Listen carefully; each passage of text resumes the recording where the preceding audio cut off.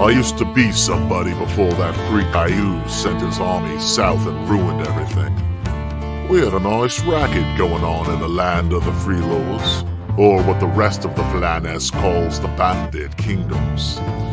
We had a territory we ran, and we hustled and stole what we could from who we could. Sure, we fought amongst ourselves, and I'd just as soon stick my dagger into someone from the Freelords as anywhere else. But we always banded together when an outside force threatened all of our businesses. But all that changed when Ayuz came a-calling.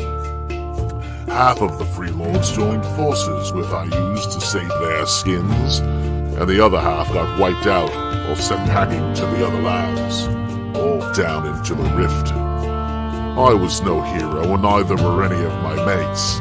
So after the massacre of Steelbone Meadows, we did what any guys in our situation would have done.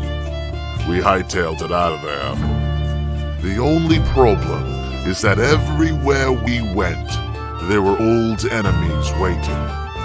After finally getting corralled by the Ernst soldiers, I was left to rot in a dungeon, waiting for them to decide what to do with me. The way the gods look at us, I don't think we're gonna like what it is they have in store.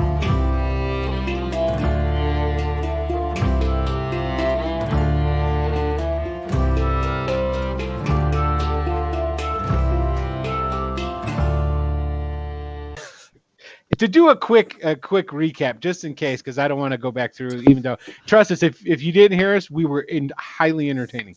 It was the best we've ever been. And I can't hide from this because you heard everything I said. But pretend it was cooler and more entertaining than it actually was. It was, yeah, totally. Okay, so what I'm going to do is I'm going to just do a quick recap. If you've missed ever before introductions of everybody who is on the show, watch an earlier episode. Yeah. If he did that, it has our name right below us. Just yeah, read it. Yeah, I mean, at some point we won't need to introduce ourselves anymore. I think it's like kind of pre-established that people have yeah, some because you know what it'd be. People watching and go, that's the annoying guy. That's the asshole. That's the guy that he's kind of cool. I like him. Well, that would be me then, huh? Yeah. Yeah, I pick and think we all choose. know who he's talking about. All right, Three so with me, right? I'm just going to dive into the recap. So what happened last week on that on episode 4 of Return to the Bandit Kingdoms? The press gang opportunists had been dropped off in the Bandit Kingdoms, had made their way through Dimri, had a confrontation with the Dimri soldiers there, but they turned out to be pretty good and actually helped them out and kept them on their way after they found out that they weren't Ayuzian spies. They were led to the border with Jorhas and let go into those creepy lands that have been decimated by the Ayuzian hordes, and made their way to Kinmeet, which was had at one time been the capital there and had been overrun, devastated by the Orc horde, and pretty much, yeah, that was their place now. And unfortunately for Adam, at the gates of Kinmeet, there were slaves being marched in, some of which were children. That I'm impressed that Silverwolf actually kept it in his pants and didn't go after the guys. He really wanted to, but it didn't. Metaphorically, you mean? Because yes, metaphorically, of course, yeah. But that didn't keep Three Toes from doing what Three Toes does best, and that is just going in and killing some fuck. So, but they were able to. It was a sniper shot. It killed one orc, created mass confusion, and then they went inside. Inside Kinmeet, they did find the house of Harchuk, the guy who is their contact there that they needed to learn and find some of the find a way to get into Rookroost. He had supposedly was going to give them some guild insignias to pretend like they were members of the Rookroost Thieves Guild. Unfortunately, he didn't have those anymore, but he had a really great substitute, which were scrolls of polymorph or some sort of magic that would turn them into kobolds for a limited amount of time, to go along with the medallion, honey dipper medallions that allowed them to pretend that they were part of the Honey Dippers Guild that took care of the sewers and the outhouses in Rookroost. So, but unfortunately, before they got to Rookroost, they were in this house in Kinmeet, and the commotion they started earlier had raised a bunch of flags, and they pretty much figured out that there was something funky going on there, and they all started going to find them. The orcs were, and Hartruck happened to have a gnome sorcerer or some sort of wizard of some type with him there called Penholt, and with a magical teleportation circle that was up in on the second floor of Hartruck's place. They were able to teleport themselves just outside, not that far away from Rookroost, and that's where we're going to pick up. They are on a low hill outside, about a mile outside of Rookroost, and that's where we're going to begin. So I have to say that I was so engrossed in your recap that I didn't even realize that pretty much, everyone in the bottom row was in the wrong spot. That's good. So everyone's fixed now, but it's all good. All righty. So you guys are all standing on top of this hill, and Jenna's there, and you just teleported in. There's just this flash of light, and you're left standing on the hill. So you're like, all right, what is Rookroost where we had been previously when we were captured? Was that No. near? That was not Rookroost. No, not even. You guys were in the outskirts of Radagast City, which is down in the County Ernst, which is down south. Got it. Okay. Yeah. So no, this is hella far up from where you. So, I'm seeing too. Gosh, my detail on my pictures I'm kind of digital. I'm gonna have to look into getting a better camera. Max headroom effect. It's funny. I can see you on Twitch and on Skype. And on Skype, you're very clear. And on Twitch, It's not. Yeah. Jump back to 1985. I'm telling you, right? I'm still working on upgrading the studio's Wi-Fi down here, so bear with me. Next week, I think it'll look better. Alrighty. So We now appreciate everything you do, Adam. You're awesome. you are Just do it totally better and faster. just do it better. Yeah. Okay. If only we could see you when you were making fun of me. Yeah. And I think that I had my finger way up my nose too. over on the side, I think that's our chat, but it is like super small for me to see. Yeah, So, I'm reading it. right? Yes, that Hey, is. Kevin. I believe that is Venger on Will's shirt. That is Venger. That is completely Venger. Oh, that probably didn't go. But yes. That's spring break. Bill gone wild. All right, and right now all I see is my big ugly mug. So, Yeah, Jairus is here now. I'm back. okay. All right. The rest of you guys aren't wearing pants either, right? No, man. Who told you that? I haven't worn pants since the mid-'90s. All right. So you guys are up on this hill. Jenna's up there with you. It's like, all right, gentlemen, let's get going and get down there towards that the wall there. I mean, here's the dilemma. How are we gonna get in? Now, we've got these scrolls that can change us into kobolds, and we got these here medallions. She starts handing them out to all you guys. So why can't we just walk?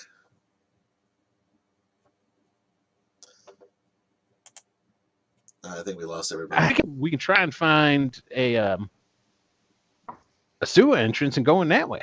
Why can't we just walk through the front gate? City's on lockdown. Well, I don't know how locked down it is. I mean, we are workers for the city. I mean, He seemed pretty adamant in the fact that we can't just get in there without the guild. yeah, Jenna was saying it is hard to get in unless you're affiliated with somebody in some kind of way. Now, I used to have some connections here, but I haven't been back here since before I used, really. So I Right. don't know what the city's like now. Well, and from what little bit that Jenna was telling you, aka last episode, it sounds like a lot of the folk that you knew went in might be dead. Yeah, probably. It's a distinct possibility. Yep. Probably for So the best. yeah, Always so glass half full. yeah, yeah. I No, mean, we that's can always totally true. appeal to their better nature. Mhm. They didn't have a better nature before I use. I don't think that's gonna have improved since then. Did pretty well, and it was a den of thieves and cutthroats. Hey. Don't ask my family. Well, I spent a good chunk of my time here before the war. Yeah. Oh, no, the words were okay. They're accurate. I just didn't like the tone. Thieves and cutthroats. I'm including myself in that, so take that for what it's worth. Now, which part of your I say this to Raleigh? Which part of your family is here in Rookroost? Oh, everybody. Aunts, uncles, my dog. God, I hope my dog's still alive. Probably not. He's definitely dead. Yeah, probably. He was dead when I left, actually. The Nady side or the human side? That's a little racist. Everybody. I don't think it. We need to talk about that Silver Wolf, all right? That guy back there, half an orc, all right? That's half human. He was very helpful. And by the way, Three Toes, you absolutely got him killed. He is 100% dead right now. There's no way an orc He's probably better off. Yeah. House and let's just leave quiet. I'll look at Three Toes and go, you were going to stab him, weren't you? If he had said he was part of the slave trade, you were going to kill him, weren't you? Sure, why not? Yeah, I didn't think you had any, I don't want to say values, but I think I learned something about you, Three Toes. Oh well, Sugar, don't get all mushy on me now. I think we're missing the point. How the hell we getting in? Are we gonna try and walk through the front door, or are we gonna try and get it through the sewers? I mean, kobolds, you mean? Well, yeah. I mean, there's a reason we got these scrolls. I mean, there ain't no human. There are no human honey dippers that work in Rookroost. Okay, so if you're gonna be wearing one of these medallions, you better damn be a kobold. Yeah. It seems to me like Penholt went to a lot of trouble, to get these scrolls and the sigil thingies, and it would be rude not to use them, I figure. No, I agree. I'm actually kind of curious, to be honest, about what this will be like. I think we should. Well, Will, would I know anything about the honey dippers? Were they around before I left, or were they more recent? They were. Yeah. So I'd probably have some insight as to how they get around, or what their normal. Okay, so is, yeah, right? so what the honey dippers are is essentially there's this clan of kobolds that lives in the Rookroost sewers. Now the Rookroost sewers are they're not like this great maze complex or anything. They're extremely simple, and there's not a whole bunch of them. That's why there are a bunch of in the more upscale areas, so to speak. You actually have outhouses or like they're like porta potties, but you know what I mean. Because they're not completely uncivilized. They don't want you just going and taking a shit in the alleyway. So it's not uncommon to see the kobolds run around in the streets either, doing their job, slopping and stuff. You know what I mean? But there's all over the sewer system. Essentially, is more asides. It helps to collect up some of the rainwater and wash things away when it rains. But it's to also help out with the honey dippers with disposal of their stuff. So like the sewers are not necessarily really big places. It's not like where 3 humans walk abreast. No, that's why the kobolds are perfect for it. They're small tunnels. That's what it is. Can one human walk with 3 breasts? Yeah. My concern with being kobolds is none of it. Okay, I can't speak Draconic. I don't know if any of you all can. No. But if we run into some other kobolds, some real kobolds, and they're like speaking at us in Draconic, we're gonna be like, what? I think they might figure it out pretty fast. So that's my concern. So what you're telling me, Sugar, is you're afraid of kobolds? Yeah, why can't I just kill the kobolds? So They Nordor's die gonna as easily as anybody else. Nordor is gonna like cock his head at Jenna and say, "You not very smart. Lyndon have points. You want to fight kobolds in sewer instead of getting into city?" No, I ain't saying that at all. What I'm He saying just- is, Just The shakes co- his head and says, I think the "God, kobold changing into a kobold is more to get past the humans who It's have definitely to tried get past the eyes. humans. My concern running into real kobolds while we look like kobolds. And if there's like a couple dozen of them and there's only 6 of us, Well, yeah, I see. I could see where that could lead to some slight trepidation, but all in all, I don't think it's going to be much of a problem. we go through gate." Every time you Mordor's, said that, like, there's been very- a problem. Mordor's like been convinced by Wyndon's logic, and he's all for it. So he's like, "We go Yeah. through gate. We're not kobolds yet, right?" No, Not yet, no, you no. guys haven't done anything yet with as that. long And as how Wyndon long- knows that kobolds occasionally use street level roads, surface level roads, then he's fine with that. If they never Yeah. are seen though, then it might be a bit weird. So No, and let's put it this way though: when the Honey Dipper Guild is up on the streets, they try to stay out from underfoot because right, people tend to pick on them. sure. You know, especially in a place like Rookroost. Now, Oh yeah, granted, there's people here just like any other place. You got families and what have you. But the big thing about Rookroost is, I don't know. Let's think it's you got the sharks and the jets. You know, Right. there's gangs and groups of people that things could get volatile. okay. So Yeah, in that case, I say we try to just slip in unnoticed via the gates. And I forget, were we told if we could end these spells willingly, or do we have to wait for them to run out? Willingly. We can Yes. end them. Yeah. you could, well, it was you could end it early. And this is when I said that via metagaming, if you made a wisdom saving throw. Okay, right. Save against it. Okay. Otherwise, we just have an hour. So, if Correct. So, 24 hours. so where is this handler that we're supposed to see? Where in the city? And is it easier and quicker for us to go through the gate and find him, or go through the sewers? Because if we just walk through the gate and we're going to be arrested immediately, I mean, it probably makes sense to go through the sewers. Well, Salis is in the second ring of the city, and Rookroost is referred to in rings. You got the inner ring, you got the outer ring, and then you've got the like the common. I think that's what it's called. Essentially, the further in you go, the more higher up the food chain you go. So like and I know you guys had seen the map there. Yeah. Bring. We have Okay, a so map like up. yeah, that very center part, that's where basically back when the general was in charge, that's where he was at. Okay. The other the second out ring there, that's basically showing you the where the higher end, the merchants and people of substance that have a lot of coin live. The outer wall there, the inner part, that's like the majority of the city, the common folks and whatnot. But these aren't peasants; these are people who have some means. Now the real lowdown, they live in the outskirts, and that's where you have like the peasants, the real poor, those sort of people. Yeah. They're not even in a wall. They're just, Yeah.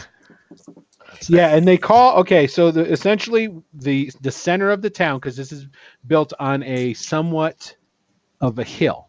Okay, the center of the town is called the peak, and then outwall is everything that is outside the walls. Okay. And the handler lives where? In the middle, like the middle class part? Yeah. Yep. Two Yep, gates that's where in, she lives. basically. We go through the front entrance, and then we have to go through one more. Yeah. And let's put it this way, Wyndon and Three Toes and Raleigh, you guys know that you see the further in, it's kind of funny, the further you go, the more you're going to see the kobolds. Like in Outwall, you don't see any kobolds. There's no Right. kobolds there because they don't give a shit about taking care of that place. They don't give a shit about the shit. Exactly. You got it. So the next one in, you'll see, that's when you start seeing. Then when you get to where the merchants are, that's where you see the kobolds really start. And then it's, there's like a regular kobold cleaning patrol in the peak. So All right. she is in the second ring. So she's where all the Salus's place is where all the merchants and what have you are located.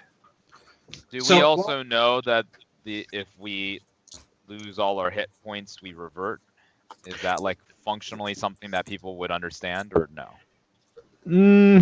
Well, here's the thing. This is kind of a different spell, so you're not sure because Penhold didn't have enough time really to go over all the specifics with you. Even if you were to make the roll and know that that's normally how this works with the transformation and that the hit points could carry over, you also know that on those ones, you basically can will it to end and it just ends, correct? And isn't that Right. how? Yeah, wild shape works Wild like shape. that. Yeah, and that's basically Nordor's most only of other those. concept of transformation is wild shape, Mhm. so I would assume he would just assume it works that He way. he would assume, but And you know, it might be wrong. I understand it might not work that way, but you do understand that it's different. So you hope that that's the case. You would think that that is the case. okay. So regardless, Nordor would say, me change sometimes to animals. If me hit too much, turn back into Nordor. So Well, that's the only thing that I understand exactly what you're talking about. Just going through the front gates. I mean, why not? Well, let's just go through the front gates. I mean, but at the same time, if we're traveling through the sewer system. Now, granted, I don't know the sewer system from the back of my hand, so I guess that's a bad idea. I mean, I was just thinking, you kind of, cut out any possibility of running into folk until we go stick our heads up into the city. So let me ask you a question. One of the scrolls out of Jenna's bag while everybody's talking. She handed them out. Oh, then I'm Yeah, gonna be. Yeah, I don't know if I'm gonna accidentally cast it, but I'm fiddling with it. Explain what you mean by fiddling with it. Like reading in a PG way, because granted we're more rated R here, but still. Well, he's just kind of he's reading it. He's kind of mumbling every now and then. He'll be like, "Wait, what's this one? Is that your spoon? It's spoon." Okay, do you read the whole thing? Yeah. Well, Okay. Boom! There's a puff of purple smoke and like some shimmer and whatnot. And where Raleigh had been standing is this kobold. And he's got this crazy multicolored jacket on. And he's got more hair than a normal kobold would have. He's got like this kind of messed up do sort of thing. So essentially what happened is Raleigh is a kobold and all of his stuff just kind of like shrunk down kobold size. And he's like this little 3-foot draconic thing now.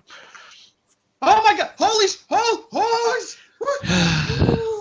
And Nordor- now This is why you Nordor's- can't have nice things. Nordor says, "We go through front gate now. So Yeah. Go now. No look, time." all I'm gonna say is, and I'm all for going through the front gate. yeah, Why the fuck did we go to Kinmead, see what we saw there, just to go through the front fucking gate? I'm going through the sewers. I'm a kobold. This is awesome. I'm gonna go crawl through some shit. Nordor will attempt to grab Gyrus or Raleigh as Raleigh. he tries to wander off.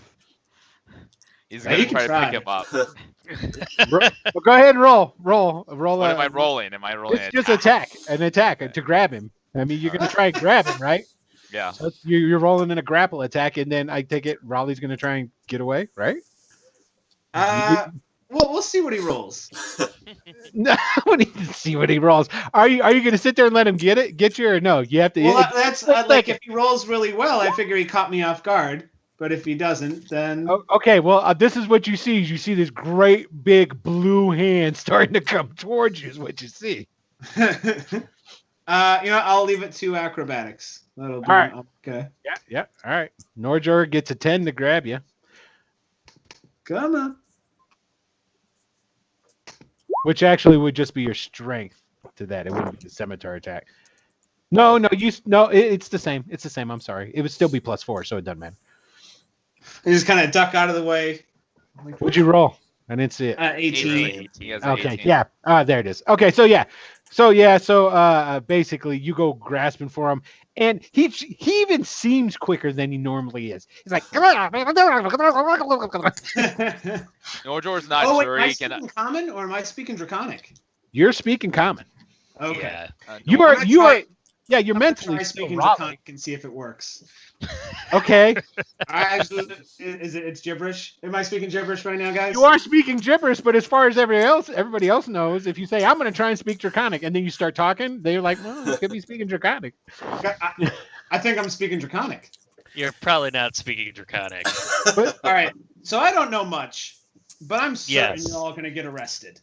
Just Well, if we look 100%. look, guys, no one pays attention to kobolds. They might throw something at him or call him Well, names. but Jenna at this point, she goes over and she looks at Silver Wolf and she's like, Sugar, I done told you. It's like, if we go up to the gate to go in, we got to have some sort of affiliation to get through the door. Otherwise, we're going to get stopped and searched.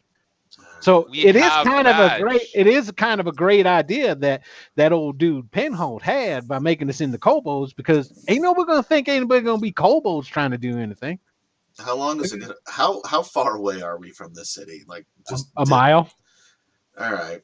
So Norjor's right. It's like, we got to go. Yeah. It's a Fuck it. 24-hour spell, I seem to remember, so we it have was, time. yeah, 24 hours. That's a right. It was fucking 20. day. It's a 24-hour spell, not you're right. It is not an hour spell. Thank you for You know what the correcting me on trick that. is? You wait all week and then listen to last week's episode while you work today. To get caught up. That's Yeah. it. Okay, that is a smart move. It's my That Tuesday is- ritual. For your full length Tuesday recap. I say front gate. Let's just do it. Yeah, They're not Nordor- going to arrest us. That we're beneath notice, other than it, like I said, to get things boots thrown at us or be made fun of. But as long as we don't cause any trouble, we won't be noticed.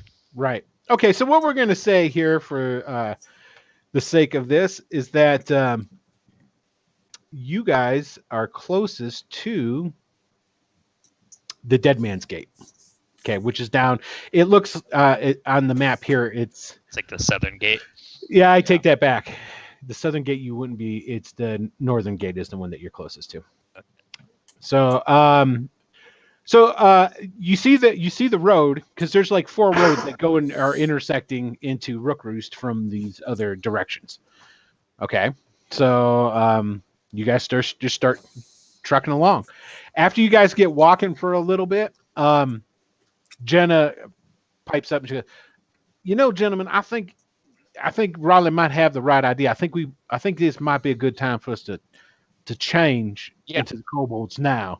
I mean, it's going to last for 24 hours. The closer we get up to Rookroost, there's going to be more and more eyes all over the place that might even see us coming. So it's probably best just for us to do to get ready now. Nordor reads a scroll. Jenna reads her skull. It's the same thing. Poof. It's a poof of purple smoke, a little bit of glitter, and That then gnome there's likes pizzazz. Now, before everybody reads theirs, I've been thinking, and I've got a theory. If you read the scroll once, it turns you into a kobold. What if you read it twice? Turn I into don't a know. dragon. Dragon? For sure. Totally Dragon. dragon. Yep. totally Yeah. turned into a dragon. Yes, that's what I was thinking. Yep. You gonna try and read it again, Raleigh? Well, I mean, if somebody wants to give me their scroll, I would love to be a dragon. We'll snuff this shit out right now. Well, that's my fault for not explaining. After you transformed, you're still holding that scroll. Oh, okay. Yeah. I thought it was consumed. Yeah, no, I'm No. gonna read it again. Okay, so now when you go and you actually look at the scroll, you can tell there's nothing written on it anymore. But you do have the piece of paper. Well, I'm saying I need somebody who's with the words. I'm Before kind of he gets debating giving crazy, him I'm my gonna read scroll. mine. I could be a dragon. Jenna, Just if you're gonna try and give him your No, scroll, Jenna runs up between you, go, no, don't you do that. You can't give him your. Oh shit! Do I really sound like this? Okay, what I want everybody to do is just to give me an intelligence check. Just roll. First of all, is everybody else going to read their scrolls? Yeah. Yeah, I'm going to. Okay, so we got got your 6 kobolds standing out there, and I could have been a dragon. you could have. Hey, all you got to find is Penholt. Maybe Penholt can just make you a dragon. He's dead. Yeah, he might be. He dead. Probably did. Okay, so He's- Raleigh. Yeah, looks. So, oh, and I didn't roll for Jenna. How the hell did I just roll an 18 for intelligence? Let me pull out Jenna's sheet so I have her. Na, Jenna Pine, come and play. All right, here she is. Am I the only one with a positive intelligence modifier? It looks like Yeah. it. I'm pretty sure, dude. Does it, No, does it no. not reflect in the party interactions? Okay, That that's I think fair. it does. Jenna, That Hey. seemed pretty obvious even without looking at the screen. Jenna does. Sure, Jenna Yeah. knows. She's made Okay. some questionable decisions, though. Whatever. So she like crosses her arms and she starts looking at everybody. And Raleigh, you start to, you notice too. It's like, if we aren't the dashingest, most well-equipped, Yeah. best-looking band of kobolds in the world. You remember seeing the Honey Dippers when you were in here, and none of them looked near as cool as you guys do. They all had know. torn clothes, and they Yeah. carried the big long ladles for scooping out the shit. And They don't tend to carry crossbows around with them either very often. yeah, So Now, Raleigh might be smart enough to recognize that, but he is definitely not smart enough to. He's proud. He's like, yeah, we look so fucking good right now. I'm That's right. dragging my maul behind me, and I still don't even realize that this is a problem. okay. And so you guys know, I went ahead and I put in the in your handouts. Do you see that one that I put in there? It's Kobold cell. your kobold Yeah, cell. kobold cell. Yeah. There you go. I don't, So I don't that- see Cobalt Cell. Oh, there it is. So, you want to be a That's- kobold. Those are your stats. But Yeah. read the part underneath because there's a little alteration to things. Oh, okay. Okay. It said you are also a slightly more hard. What was that? It's supposed to has- say hardy. If Hardy. it just said Hardy, hard, okay. Yeah, I obviously was thinking of other things. Okay. So, okay. yeah, we're all really excited to be kobolds. Okay, right? so we have, instead of 5 HP, we have 10 HP. Got it. You got 10 HP. Yeah. Yeah. All I mean, right. we could get away Jenna, with- Jenna at this time, because she rolled the 20. Okay. So, hold on. I got to get prepared to try and do this voice. Oh my God! Look at us. We're never gonna pass for just being honey dippers. There's no honey dippers that have these kind of armor and weapons and what have you. We're gonna have to strip these off and carry them in a bag. God, that hurts. Yeah, that- All I'm gonna say is this is the stupidest fucking idea. There you go. Do we even have Whoa. bags to put stuff in? Guys, Me your voice not- sounds super weird.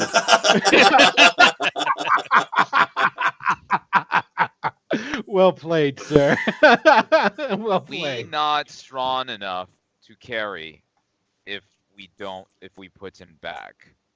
You guys I aren't mean- really strong enough to be carrying this shit anyway. So I let's see. take a look at your character sheets. Yeah. Now, how much do you carry in weight? And now let's take a look at your new strength and see how much you could carry in weight. Because it's essentially what, 10 pounds per? I was kind of thinking that maybe since the magic it's kobold shrunk or everything, it 7 also made strength. it lighter. Yeah, 7 But if strength. all So of with our Kobold or stuff 7 shrunk strength. with That's us. pretty bad. Like yes, even 7 Lord strength. Dor without any strength focus was at 10. So, but with 7, correct me if I'm wrong, that means you can carry 70 pounds worth of gear. It's actually Who's- 15. It's not 10.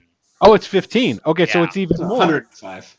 So 105. You can carry 105. Who's in jeopardy Oh, of me. having too much stuff? Yeah, I got some. I am.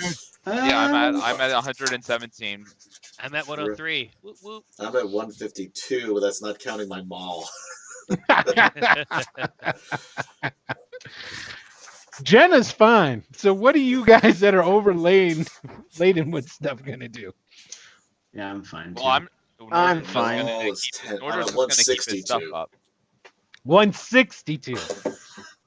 Nordor will say to the party, we not try to draw attention to ourselves. Or we not try draw attention to ourselves. I can help with that as long as people stay close. And then he will cast Pass Without a Trace. when we get Yep. close enough to the front, and he's not going to change his armor. He's not going to take it off. He's just going to say, "We're not trying to draw attention to ourselves, anyways. No one's going to pay a lot of attention to some kobolds unless we start a fight. So let's just go and not worry about it, unless people want to." But Nordor's not. So how much can I carry? 100. I can take about something 80 like that. pounds for somebody. 75. We got a couple that want to hand me some stuff. You have that little bit of items? Really? Oh yeah. Yeah. What do you think Raleigh is carrying? He's got. he doesn't You have a armor, shield, don't you? shield. You have a shield. You have a sword.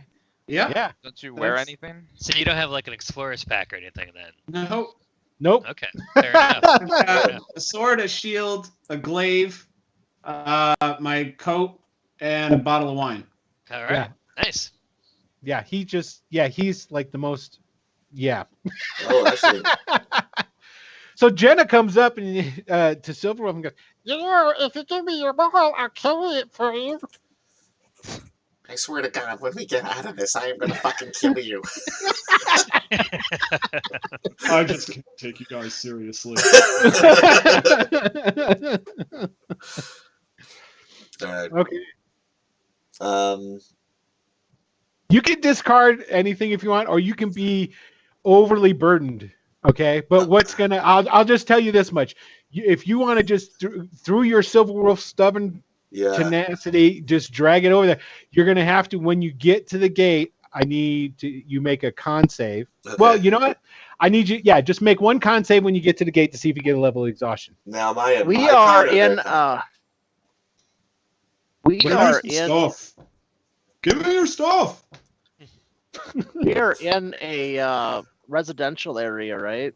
Oh. You will be getting there. You're still on the outskirts before you guys started getting. All right, well, we can look around for a wagon or a hand truck or a wheelbarrow or something too when we get there and steal it. I'll Actually, hand you my pack, which is 27 pounds. you could probably find a wheelbarrow because outside of Rookroost there is farm country. Granted, they're not like big, grandiose farms, but there are farmers out here. And if you guys look for it, you probably could find, if somebody gave me a good investigation roll, I would allow you to find a wheelbarrow. Now, stealing said wheelbarrow, We steal wheelbarrow. We bring attention to ourselves. We carry wheelbarrow with us. We bring attention to ourselves. We No, just you go. put some manure and stuff on Yeah. top of the Are there any shit wheelbarrow. carts lying around? it'll We'll take a add fucking right- shit cart. It'll add right to our camouflage. It'll blend right in that way. Smear it all over yourself while you're at it. Get into that barn over there and get a wheelbarrow and get your gear in it. Cover it up with some smelly straw and make sure it's full.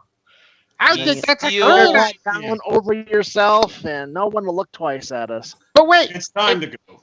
maybe instead of stealing the wheelbarrow, maybe we could just buy it. Why? You have cash? You have gold? Why would we buy it? Yes, because it would create less attention. I say we just Maybe- go in city. Yeah, just go in this. We'll just go in the city. That's good. Maybe free yourself of your material possessions because they're literally dragging you down. Thanks, you. Okay, so you guys start all traveling. You guys get to the outskirts. There's some farmhouses. You see some bards. What's gonna happen? Nordor's gonna wait until we get close enough to the city walls where there's enough traffic density that it would be worthwhile, and then he'll go ahead and pass without a trace. Okay, And is he's anybody gonna? No. Okay, I He's got just that. gonna- Yeah, and he's just gonna keep going. And if other people want to go elsewhere, they can, but he's not gonna stop. Okay, is the procuring of a wheelbarrow going to occur or no? I mean, I don't think it's necessary. I take that as a no. Nobody spoke up, so that Wow. doesn't happen. So you guys are just humping it through this. Okay, you're down the road. You're going down the road.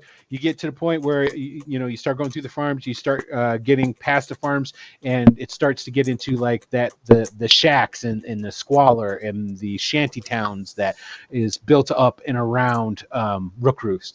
The shanty and the hovels that were surrounded Rookroost increased tenfold after IU's invaded.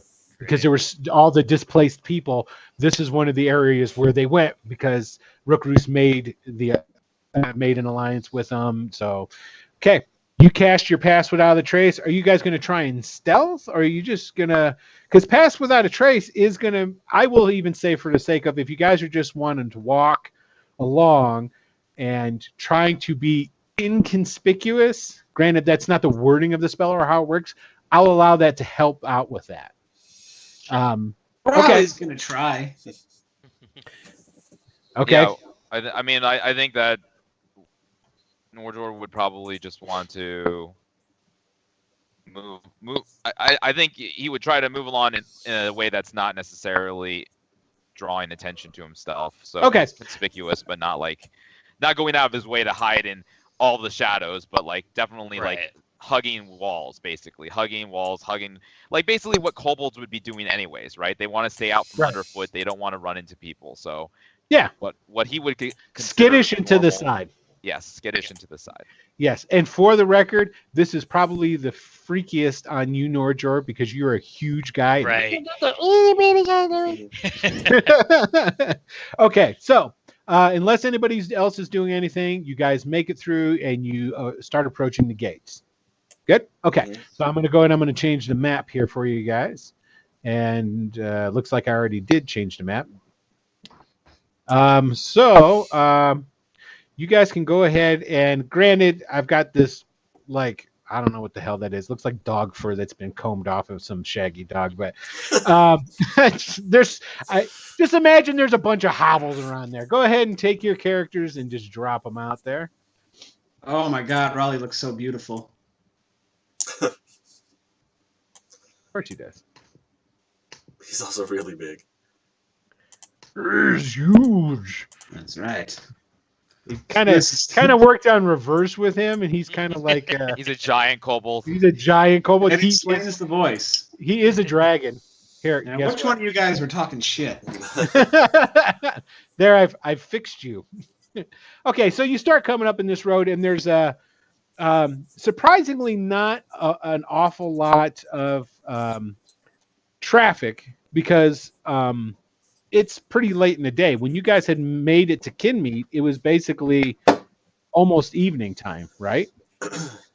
So it is essentially it's night almost. There's still a purple tint to the sky. It's that dusk going on. There's only 2 wagons here, you know. There is a wagon that it seems to have had an axle broken. There's some like loose crates and barrels there. Although the crates and barrels that are spilled out upon the ground seem to have nothing of value in them. So like whatever happened, the goods were pulled out of it. And then basically, as you guys are coming up, you see basically these guys around the gate here. Okay. Up on the top, before I tell you what these, well, first, I'll tell you what the guys are down at the gate. So the guys over on the right-hand side all have tabards. And if you watched episode 4, you know what that is. They'll have the tabards on, and they have the insignia of the Rookroost Raven on it. So these guys are official guards and soldiers of Rookroost. Okay. And they are just, you know, that, I don't know if you guys can see it. You see that little like brown square thing right there? That's actually that's a raised platform with some stairs that go up to it. So basically what that allows, it allows the guys standing over here. Now, normally this is, of course, for if there's high traffic. You can have guards standing on this, you know, counting the people and watching them. Up above, but not too far above, like the guys on the wall, so you can't get any kind of, you know, they miss details. So it's just basically like a counting sort of measure. So you got a guy on each one of those. Now, over on this other side, okay, basically what you see are guys that look different than the chainmail-clad Rookroostian soldiers. These guys all have the look of like your standardized rogues about you. They're all wearing blacks. It's that. They're wearing black. They got the leathers on. Chic. Yes, and for one, I will say, first of all, I want everybody to give me perception rolls. Are we using stats from the kobolds or from our own No, stats? your own stats. Your own Okay. stats. The only time you need to look at the kobold stats is when you're looking at your physical abilities. Okay. I decline. Okay. So, Silverwolf, you notice something. Three Toes, you definitely notice something. Wyndon notices. Okay, so everybody except for Raleigh, because he doesn't seem to care. You guys notice this gentleman standing right here talking to what appears to be whoever this Rookroostian, he looks like an officer of some sort. That guy right there, that guy's Smoke. I knew it. Okay. Now, over here, and this is of a very particular interest to Three Toes, but Wyndon, you know who these guys are too. There's two guys. This guy and this guy have their faces painted. Okay. And they're painted to look like a skull. Okay. Those guys are the Black Watch, which are essentially, it's an assassin's guild. Okay. They had been around working in the city for quite some time. They were not part of any, at the time that you guys were in the city, they were not affiliated with, say, like the General or the Thieves Guild. They were an independent contractor, so to speak. Okay. And so that's what your kobold selves see creeping up. And just so you know, my sword and crossbow are not on me. They're just gone. Well, Okay, got it. All right. So, Jenna. yeah, I don't only have all of my weapons. I'm still dragging my maul. Okay. Jenna's like, All right, boys. Hopefully this works out fine. Let's just go ahead and walk straight through the door. Come on. trying to do her accent with the kobold talk. That's awesome. Yes. So she just starts walking up to the gate. Yep. I'm gonna make sure to look disheveled and look downtrodden, basically, like looking at my feet. Not looking anyone in the eyes. Now, as Well, you guys Exactly the opposite. you start whistling and whatnot. He's whistling, he's shoveling shit all day long, shoveling shit and singing my song. Okay. As you guys are walking, what you're noticing here is, okay, so this guy comes up, kind of like pushes past you, Raleigh. He like kind of shoves you out of the way. And then this guy comes up from this side. And they're starting to shake down this dude on the wagon. The guy on the right's going, all right, to get into Rookroost, that's going to be a tax of 1 copper per head, 1 copper per horse. So you go ahead and give that up. Then the guy on the other side, the guy that looks like a rogue, he's like, you know what? You need to give us a silver, or you're not getting into the town. And then the guy on the other side, the Rookroost guy, he's all like, don't pay no attention to him. You give me the 3 copper, we'll ensure you that you get through. You ain't got to worry about those guys over there. And you also start noticing too that for the most part, these dudes on this side, these rogues, are staring down hard at these guys over here. And it's basically, they're going back and forth. They're just looking at each other, and they're, and the poor guy on the wagon, he's just like going back and forth between the two of them, looking in his purse, and he goes back and looks between the two of them. So, all right. Roger's gonna just walk past. He's just gonna bustle on past, looking like he has something That's to do. totally my plan as Okay. well. Yeah. All right. Jenna starts doing the same thing. I just need to make some rolls. Just for Raleigh shit. would say shits to the and guy giggles. in the cart, he goes, just pay them both. Just pay them both. Hey, wait a minute! You're a kobold. He's gone. He's moving. Yeah. All right, that's all I need to see. Okay, so nobody's attempting to stop you guys. They're just Do I like recognize either of those Black Watch characters? let's see, what was your? You got the 20, didn't you? Yeah. Yeah, actually, you notice one of these guys used to belong to another group of assassins that you were very familiar with. Not a southern assassin, but a kind of at your waist kind of assassin, or up here jazz assassins, if you know what I'm saying.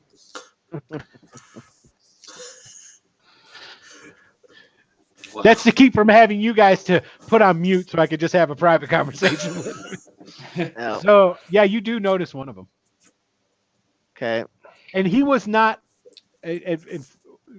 When you were in Rookroost, that guy was not part of the Black Watch at that time. He was part of one of those other guilds, like I said.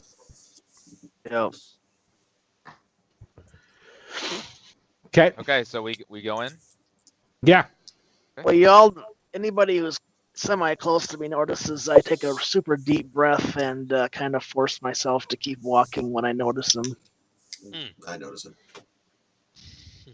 Okay. All right. Well, you guys make it through and into the city, and you hear a brief argument start to break out on the outside between the guys in the wagons and the two guys trying to shake them down. And as you guys walk past, you see Smokes just there talking with that guy, low tones. Okay. Now, Yeah, from well, I hear my- what he's saying. just- Can I, as I walk past, I want to try to listen to see what Smoke is saying because I'm kind of curious why he's here. Okay. And what were you saying, Stu?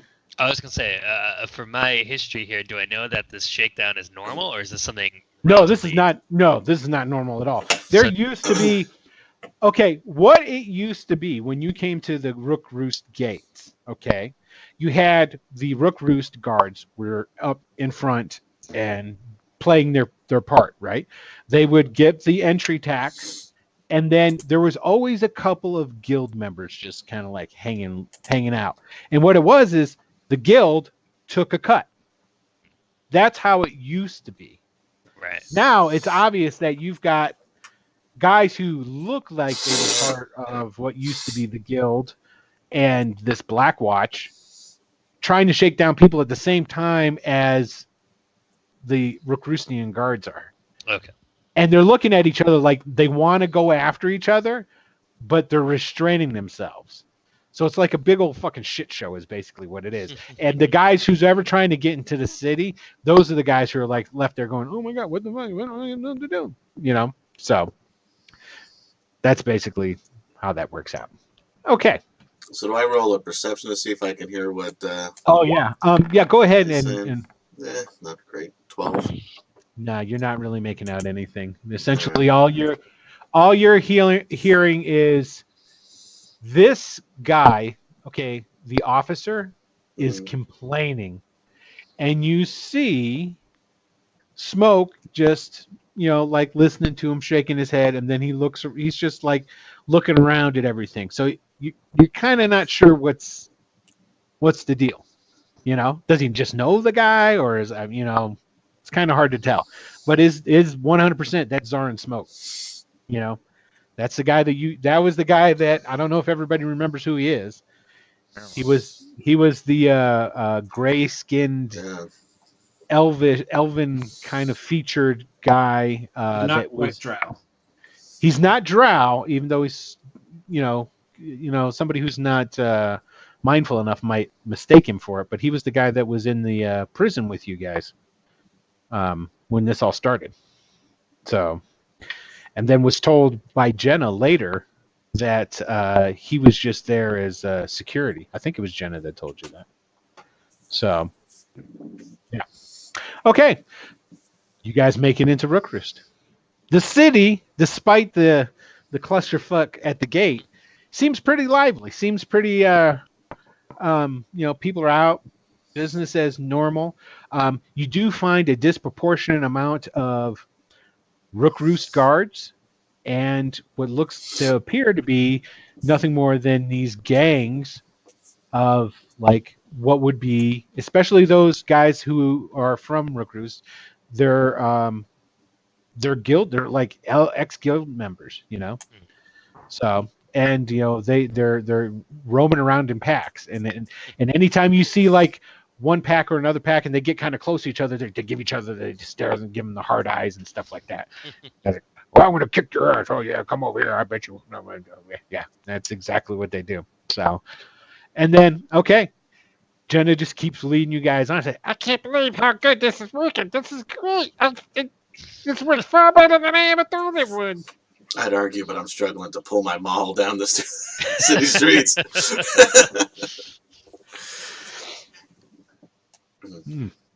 Jenna, I hope you realize that you've lost any semblance of authority. I don't know what you're talking about. I have complete authority of this situation. Okay, so you guys keep walking through, and unless anybody else wants to do anything in particular, she's going to lead you all the way, and nobody really stops you. Okay, she leads you through, and you guys here, I'm going to take you back at this point in time. We're going to do some more theater of the mind because nothing happened at the gate to warrant anything else. So we're going to go back to the Rookroost map. So you guys are coming in from the north there. And like I said, there's all these different things that have a label on them. If you are from Rookroost, you know where these things are or what they are. So as you're going through, there's no problem. You guys get to the Merchant's Gate. Okay? And the Merchant's Gate is open. There's actually no guards at this gate, though. And I need you guys all to roll a perception for me.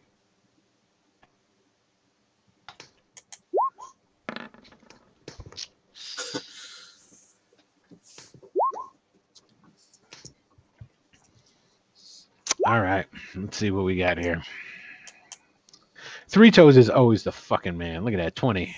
I'm on high alert that we're here in this town. Yeah, no doubt. Wyndon's still looking around trying to see, oh, man, look at that. There used to be a Taco Bell right there. Pretty much. Yeah. Exactly. I like Okay. that his critical failure is only one worse than my. Okay, so what's happening here now is you guys are all pretty much just staring around. Silverwolf, you're paying attention a little bit, and you'll notice this too, but not before Three Toes notices it. And it is a group of honey dippers. Yeah, of course. Coming down the street, the same street you guys are, but they're walking on the opposite side of the street. And they're pretty much doing the same thing you guys are.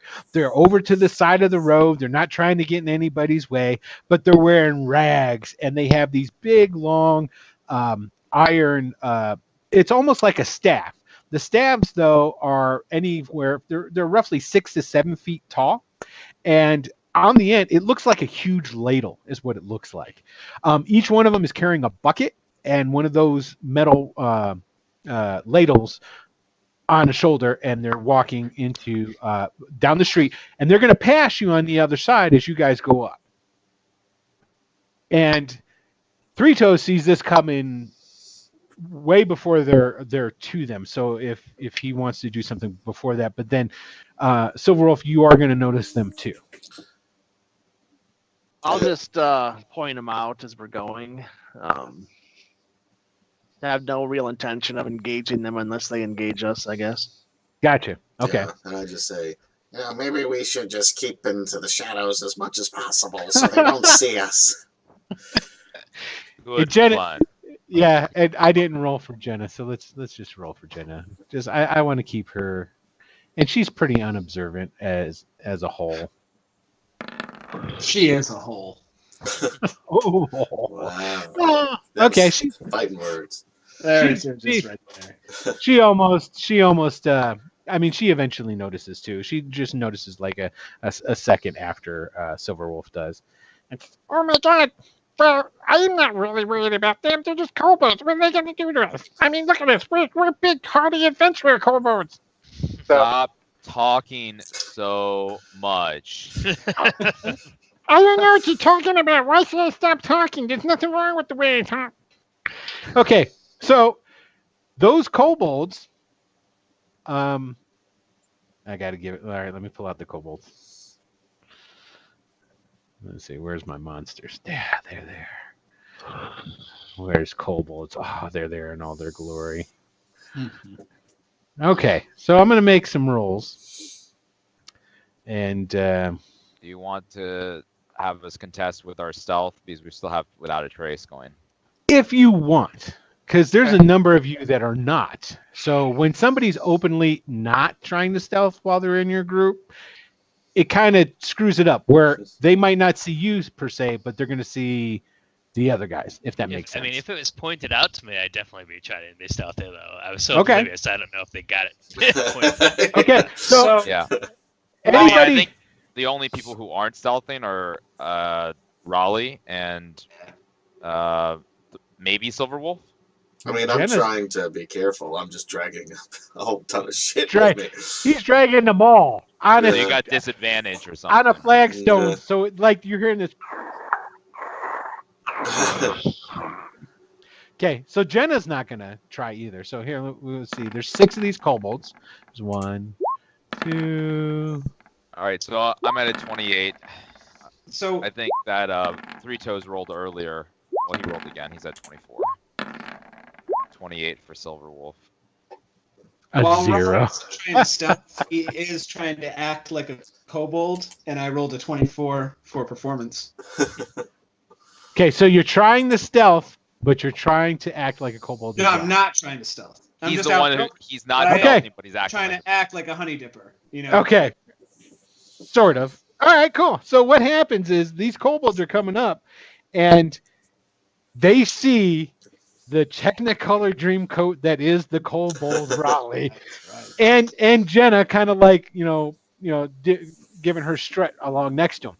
Those kobolds get real excited and come running over, and they start like jabbering at Raleigh, like super excited, like, and it's like they're telling him some kind of story. So Raleigh puts his hands up and he's like, please, friends, speak the common tongue. The people here do not like Draconic. So the kobolds all kind of like look confused for a second, start looking at each other.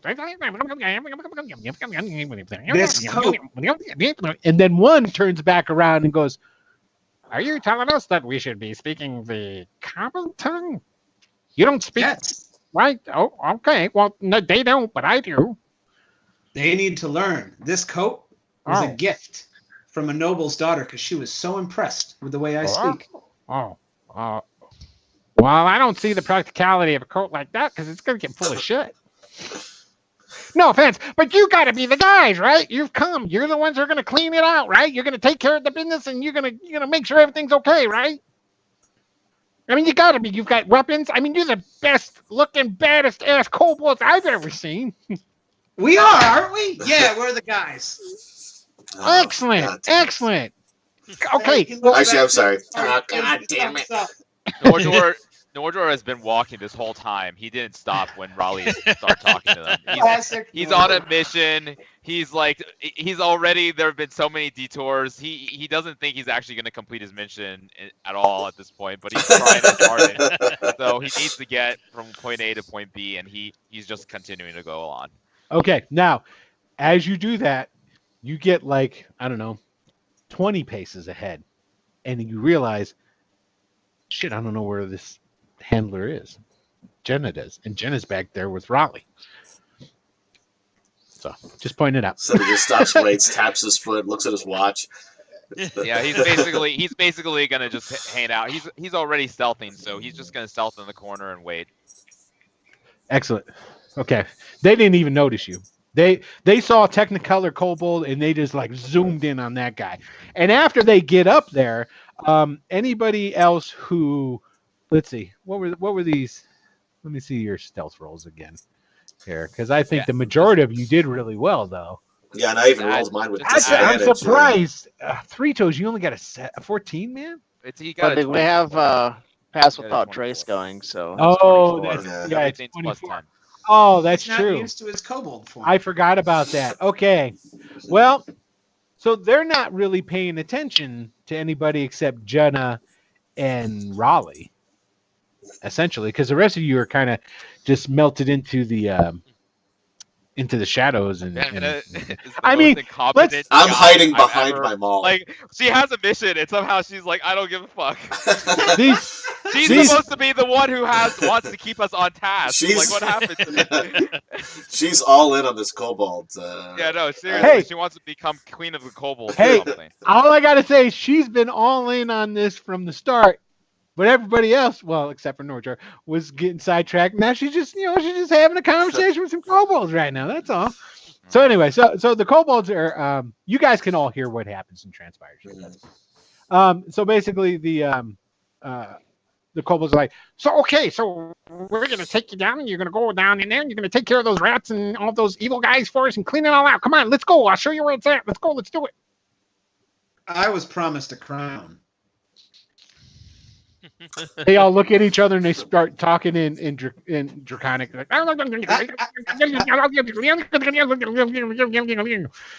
and they do that for like a couple of heartbeats before the one guy comes back and goes, Okay, yeah, your crown's down there. You just gotta come on us, and you get your crown.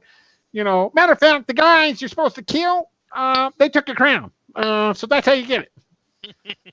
Well, then have him you roll see all the other kobolds that are behind him, like, yeah, that was a good day. He's gonna buy that. Yeah, like they're real proud of themselves for coming up with that. Thank you, Oh my God. Grumbleskin, for following the Bandit Kingdoms. Hey, thank you, welcome. And it appears that Michael's sickness has overcome him, and he's bowing out at this point in time. Yeah, So- I'm just gonna stealth and Oh, there- hide somewhere for a while. Okay, hey, thanks for coming in and spending what time you Hope could, you feel Mike. better, man. You know? Yeah, All right, yep. yeah, feel better, man. And thanks for coming. What you did, like I said. So, All right, yep. And All he's right. just gonna be stealth, and we won't be able to find him anyways. So exactly. Yeah. So it'll be about the same. So, okay, all right. So, Riley, what are you doing? Jenna at this time she's like, Sugar, we ain't got time to be worried about these guys. We got to get to go where we're going. music to Norjar's ears.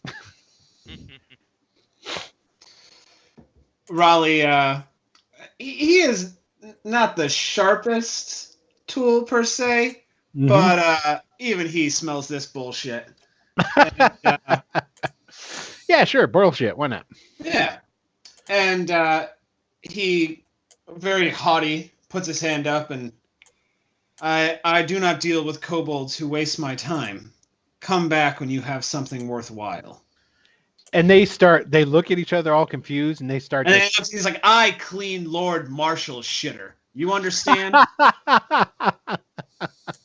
Okay, they just start bickering back amongst each other, and Jenna starts going ahead. You guys again start on your ways. They don't follow you, so man, that whole encounter underneath the sewers just ain't gonna happen tonight. Okay, so All they had to do was make me their king. that's I know, but they were proud. They were proud kobolds, and they were refusing. Like no. You know what it really was? It came down to the impracticality of how you were dressed. Because like no self-respecting honey dipper is going to wear a coat that's going to get dirty like that. It's just the way it is. Now a brown coat, they would have thought you were the man. See, I should have flipped it. You I should have. just don't want to. I gotcha. Okay, so now what happens is that Jenna picks back up the pace. Okay, and what happens is you guys head into that inner district. And she actually leads you down the main boulevard. You go past the Teamsters Guild over here after you go through the Merchants Gate. You go past the Merchants Guild Hall. There's more than one different types of, you've got the Rookroost Merchant Guild. You've got like some other merchant guilds that used to trade heavily through here. Like Rookroost was infamous, as is Stoink, with moving goods, hot goods, and weapons, especially Stoink for moving weapons, over into 10 into some of those other areas further to the east. Okay. She takes you past the marketplace, which at this time of night is all rolled up. It is officially dark now. The lights are coming on. Lights are streaming out of the buildings of inns and different types of businesses that still stay open. But for the most part, everything is rolling up at this point in time. You guys come straight forward. You get to the inner wall of the peak, and you actually skirt around that, and she takes you down, and you guys are right. There's a house right here that she takes you to. Okay, do you see where I pinged right there? So you're really close to the watch house, which, if you guys can guess, who stays there? The City Watch. Perverts. You got. Well, yeah, sure. Peeping Toms. Yeah. 1 out of 2. Yeah. Okay, so we can see in the dark, can't we? Right now, you sure as hell can. I've never been able to see in the dark before. I'm just You guys all got dark vision going on. Okay, so you guys are at. Let me see where. There it is, right there. And now, if I did this correct, you guys can see essentially that first room, but you can't see the rest of the house. Is that what I'm? I see a table with what looks like a nun. Okay, so Head on the wall. yeah, so essentially what you got there, it's all right. I'll tell you that when you go there. You guys aren't inside the house yet. I mean, you're getting a little bit of preemptive what's going on the inside. So basically, she leads you guys up to this. It's kind of like stuck behind what appears to be a fine clothing store. It's if you guys are familiar at all with a medieval towns and buildings, they will be very haphazard in how they're built. And it's like, oh, there was an empty space there. That's good. A lot of buildings tend to lean on each other and stuff like that, so there's this nice business on the front with it faces onto the street, and then there's a small little alley she takes you behind, and then there's like this other house built in between two other houses. Like they built it like where it used to be like a really big, what would be like an alley, but it's like really big. So and at the door she stops. Jenna turns around and goes, Okay, guys. Now, Salas doesn't know we're going to be kobolds, so I'm going to have to try and explain it to her. Well, you know what? I'm going to try and see if I can get it so that I'm not a kobold anymore. Hold on a second. so she's going to try. Just wish real hard and click your heels 3 times. She does. She clicks her heels 3 times and she concentrates. And then let's see what happens. Oh, nat 20. Wow. There's another purple burst of smoke and glitter, and there Jenna stands, looking down on all of you. She is currently a giant. She goes, well, hell, that wasn't hard at all. I don't have to make that silly voice anymore. I'm still about 5 feet behind, dragging my stuff. Oh, I didn't have you make your Constitution roll. Give me 2 Constitution saves. Sure. 1, 17, second. Ooh, natural 1. Okay. You currently have a first level of exhaustion. All right. We Okay. not need disguises anymore.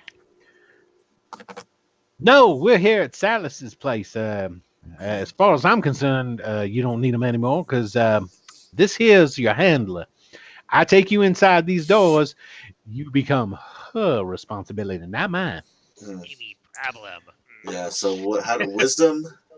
Wisdom saving throws if you want to end it early. I'm rolling That was- a disadvantage because of my exhaustion, right? You're gonna be stuck a kobold. No, it's just on ability checks. I don't think it's saving throws, correct? For first level of exhaustion? I believe it's just I don't think I it's think saving throws. yeah. I'll look. I don't think it's saving throws. So I rolled it either a 14 or a 7. Okay, you start concentrating really hard. You're like, okay, Norjor, you turn into yourself. Okay, anybody else want to roll? Just ability checks, not saves. Okay. So. Yeah, that's what I thought. Yeah, it's just the ability checks. Okay. Oh, I'll roll for here, let me pull out Michael. he's gone. He left. Yeah, I know, but aren't Yeah. are you we gonna have him transform back? Or Yeah, that's why I'm gonna pull out his character right now. Wyndon is really enjoying having night vision, dark vision, but I guess he'll try to turn back. Okay, so let's see here. Wisdom save. He's not great at those. Ah, okay.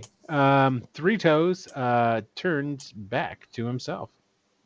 Raleigh just kind of looks around in disbelief. And Okay. I cannot believe you guys. Your whole lives. You get this one opportunity to experience life from a new perspective. Yeah. You're new an perspective. hour, you're out? So true. And then I just say, Mordor will how do say, you- I change all the time. and Okay, then say, how do you get out of this goddamn thing? Wyndon, you did not change back to your Didn't regular think so. form. Yep. And neither did Silverwolf. And you will Alright. be able to try again, but not for a little bit. That's fine. Okay. So it's not like you can just keep rolling until you get it. Yeah, I didn't So- think so. Now, Raleigh, are you going to stay a kobold? Oh, of course. Okay, cool. All right, so we got 3 kobolds. All right, Jenna looks at you guys and goes, well, I guess I'll just make do. I'll explain everything to Salas. It'll be fine. And she knocks on the door. Well, before she does, Raleigh stops her. And he's like, Jenna, can we have a word? Sure, go ahead. If this is goodbye, I'd like, yeah, can we talk for a minute? Go ahead. Tell me what you want to tell me. Well, and he kind of like gestures her like private. Like, just step over here.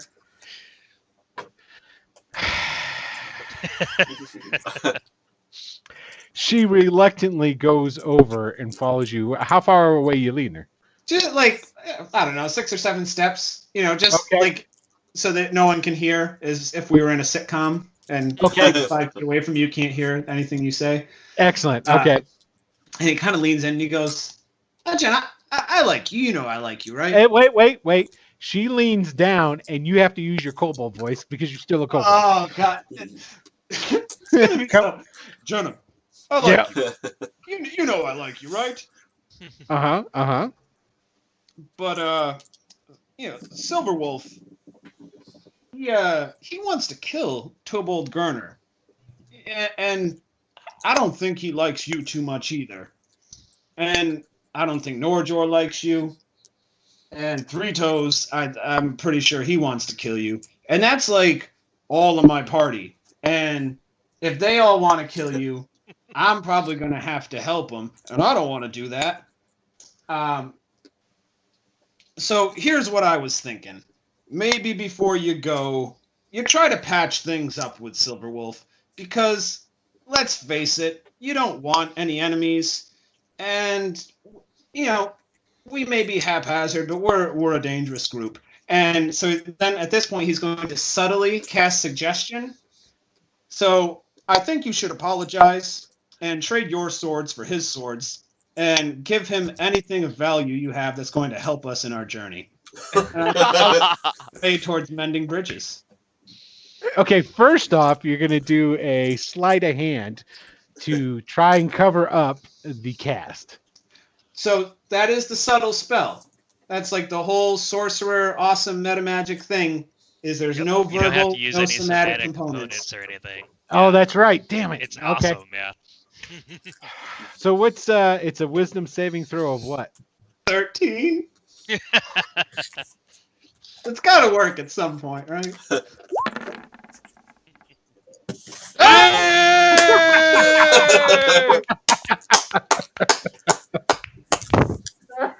Well done. I love it. Fuck you, Raleigh.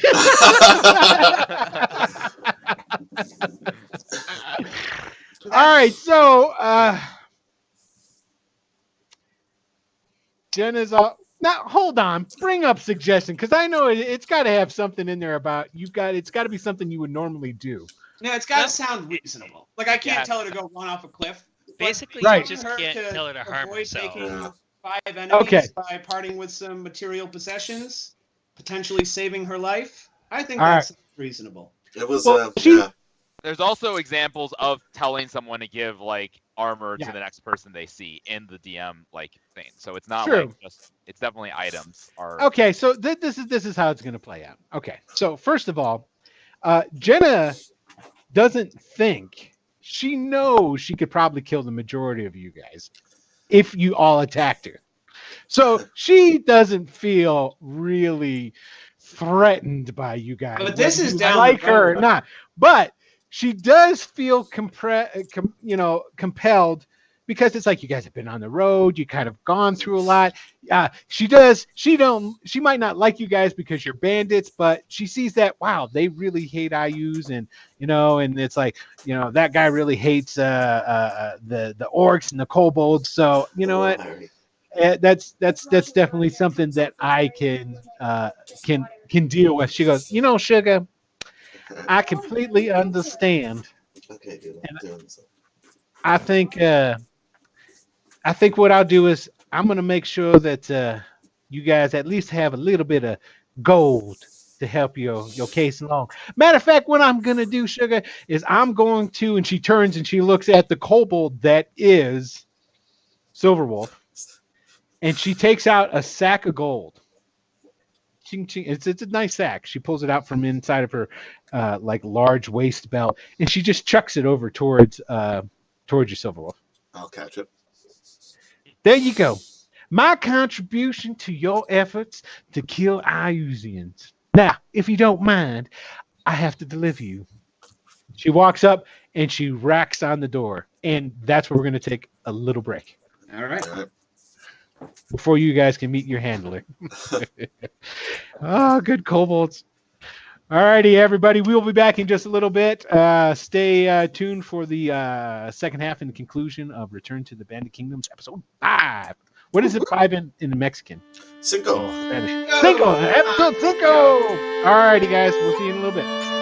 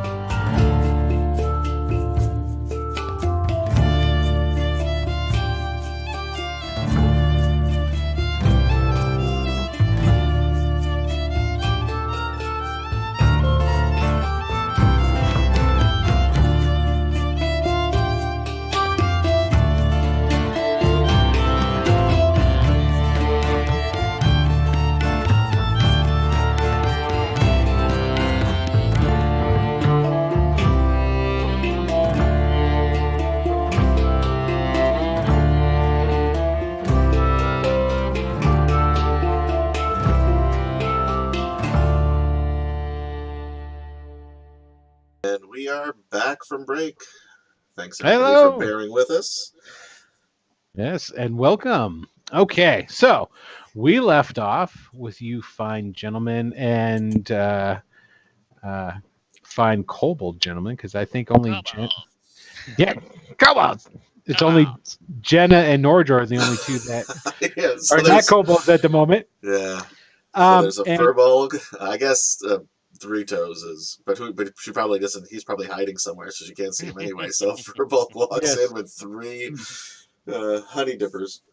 Yeah, and since you bring that up, what I'm going to do is I'm going to roll a stealth roll for Three Toes. You'll probably be the 3. There it is, 26. Okay. Damn. You got it. All right, so Jenna knocked on the door, rapped on the door, and then there was some ching, ching, ching, ching, and then as the door, it's a double door, one opens, and it is lit within. The door opens enough that you guys can see directly in front of you that there is a carpet on. This is a wooden floor. It's pretty sparse in there, but there's a nice round carpet with a bunch of chairs in a circle around it, sort of like an AA meeting's going to happen in here. And right there, well, I'll put it over here so you guys can see it. And you guys can actually go ahead and drop your tokens into that room now. Oops, I'll just put myself right in the chair, make myself comfortable. Okay, let me pull in Three Toes. Now it's like everybody's smaller now, except oh wait, you guys are kobolds, so you're the right size. Okay, we're just gonna make Nordor bigger. Okay, we're gonna leave you guys the same size you are because you're kobolds. Yeah, shrink Raleigh. Yeah. Oh no, Raleigh's not. Oh yeah, Raleigh is a kobold. Oh, right yeah. too. That's right. Oh, so I can shrink him down to the same size. Okay, there he is. Okay, so you guys come wandering in, and she's sitting there, and I don't have Jenna, do I? Let me grab Jenna. Come here, Jenna. I should mention too that Raleigh's never been this agile, so he's totally just like we're walking and he's doing like cartwheels and like just randomly rolling and like running up the wall and just like parkour. So while Raleigh's just rolling all over the damn place, This has been going on for some time. Jenna comes walking in, stands in the center of the carpet. Now this gnome is a woman. She's dressed in black, like they're not robes, but it's kind of like a full dress. She's got kind of like one of those. It's sort of like the nun's cloak that you see them wear. It's got the hood, but it's sort of like a half cloak sort of deal. But she doesn't have like any collar or anything like that. And she has wicked purple eyes. Like you could swear that they're glowing. They're so vibrant in their color. And she has long, very stringy, almost greasy looking purple hair. And she kind of looks slightly on the unclean side. Like she could use a bath. And Jenna, as the door had opened up, and she come walking in. You go, hi there. You must be Silas, correct? She said, yes, my child. I'm Silas. Yes, you must be Jenna, correct? And she like comes over and starts like petting Jenna. Who's right next to me there? That's me. Raleigh leans over to Silverwolf and he's like, "That's her screening process? You're it?" Okay. I feel like this just keeps getting worse and worse. Did you say she's a gnome? Is that what you said? Correct. Earlier? Okay. And so Jenna goes, and she kind of like takes a half step back to like give herself a little bit of distance. He goes, I'm Jenna, and these all your marks? And he goes, oh, I know they're my marks. And she like pets her again before stopping abruptly and like half skipping, half walking fast, right up to you, Norjor. Nordor says, "Don't touch." Why? I want to say hello and shake your hand. And she, like her little gnome hand, just like reaches up towards you. Nordor like Hello, glares down my at name her. is Salis. Nordor glares down at her and is like, "You friend of my enemy. I Ah, do not like your enemy. Oh, child, who's your enemy? I'm not your enemy. I'm not at all. Who's your enemy, child? Tobold Gurner. We kill To- him." Toboggan. Yeah. Well, I understand. I guess. I guess. Well, all right. And then she just walks away. She comes up. Oh, but these. She turns back to Jenna and she looks at. Oh, how very clever. You've changed them all into kobolds. And then she like waves her hand and like some Disney magic shit comes off of her hand, and Oh, Raleigh. Raleigh. sparkles come raining down, and they go on. They come down onto all of you guys who are in your kobold forms, and you're back in your no. you're back in your normal forms. Alright. You have stolen a No. once in a lifetime experience from me.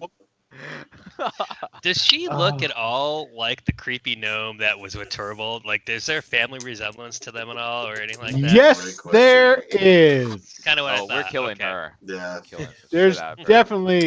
definitely an mutual look about them, for sure. He was definitely a boy. This is definitely a girl, but Right. yes.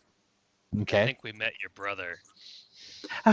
I don't have a brother. Yeah. At that point, Jenna goes, "Well, you gentlemen have a good time." She goes, she just walks out the door I and don't blame her. slams it. Boom. And Jenna is gone. You listen to me, you creepy purple little fuck. You have stolen from me, and the debt will be repaid. Oh. Turn me back. I wasn't Turn- finished. She seems to get genuinely excited with the threat of physical violence. And All right, she- never mind. I don't like it here. I tried to bluff, guys. I don't like it. I want to go. Don't touch me. Don't touch me. She reaches out real like hesitant like to try and touch you. You scoot away He's from like her. back against the door. He's fumbling Okay. for the doorknob. She puts on a pouty face and then she comes up and she like hops up into this chair right here. Go ahead, sit down. Take a rest. Introduce yourselves to me. Sure, why I'll not? sit down and I say, got anything to drink? Well, of Oh, course, God. of course I do. And she claps her hands, and in the center here, bling, an actual table like just pops into being with food and a lot of booze. I don't even eat. I just take whatever bottle is closest. Of course you don't. Yeah. So Okay. I'm not eating or drinking anything at the moment. me I mean, neither. at this point, I kind of hope it kills me. She's not gonna kill you. There's gonna be some bad touch. So Riley take this chair right here Wake up and tomorrow, drag she's it next to me. over here to where he is. Okay. Three Toes goes and stands in the corner. Yeah, Nordor's not sitting either. Guys, I miss Jenna. I kind of do too. I have to admit. See, you're thinking, how could it possibly get worse? I don't think it's gonna get it got worse. All right. I said, let's just get down to brass tacks. Yeah. Oh, Dax. Yeah. What? Oh, for fuck's sake. What is it you need us to do? What? I don't need you to do anything. That's your job. So what's your role here? Why are we talking to you? I take another swig of whatever the hell it is I'm drinking. It's really good. Whatever you're drinking, let's just say it's like a super good apple brandy. Okay. And Silas just goes, why to just keep tabs on you boys, to see what you do, to watch you. And she gets like a really creepy grin. When she says, I mean, Nor just walks out the door. He's like, "Okay, we're done." He's like, "We don't. If she has no information, we go. We don't need her." Okay, before you leave, she goes, "Oh wait, but see, this is the test. You have to do this on your own now. Show Tobo Kerner that you're worthy of getting your souls back by coming up with your own marvelous plans to hurt the Iusians, and I will make sure that he learns everything about it.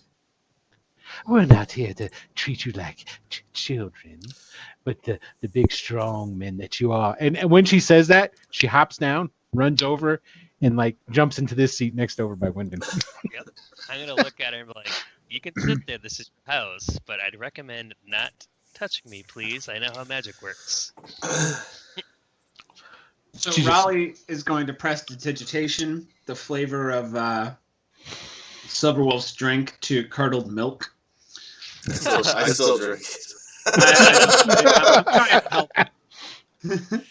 And I'm going to come over here as if I'm checking out what's on this side of the table.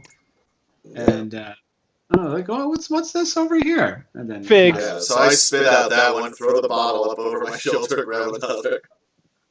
And then she comes over to the table. She picks up a glass and pours some wine in it, and then she walks over here and offers it to you, Raleigh. Well, you see, gentlemen, it's quite a simple matter of this is I can facilitate by helping you with information, or if you need something, maybe I can procure it for you for whatever your endeavors may be. But for how you're going to stick it to the Iusians, I don't like the way you said that's up to you. Now, let me just get this straight. You're not coming with us, though, right? No. Okay. Great. But you're welcome to stay here anytime you want. I've recently come into a large sum of gold, so I'm comfortable at an inn. We don't want to put you out. Nordor's gonna snort and be like, "Information. What information you have?" Well, oh, Big Blue. And she like meekly comes walking over. She like kind of hunches down a little bit, sort of like a dog when it's coming to its master if it knows it's going to get beat.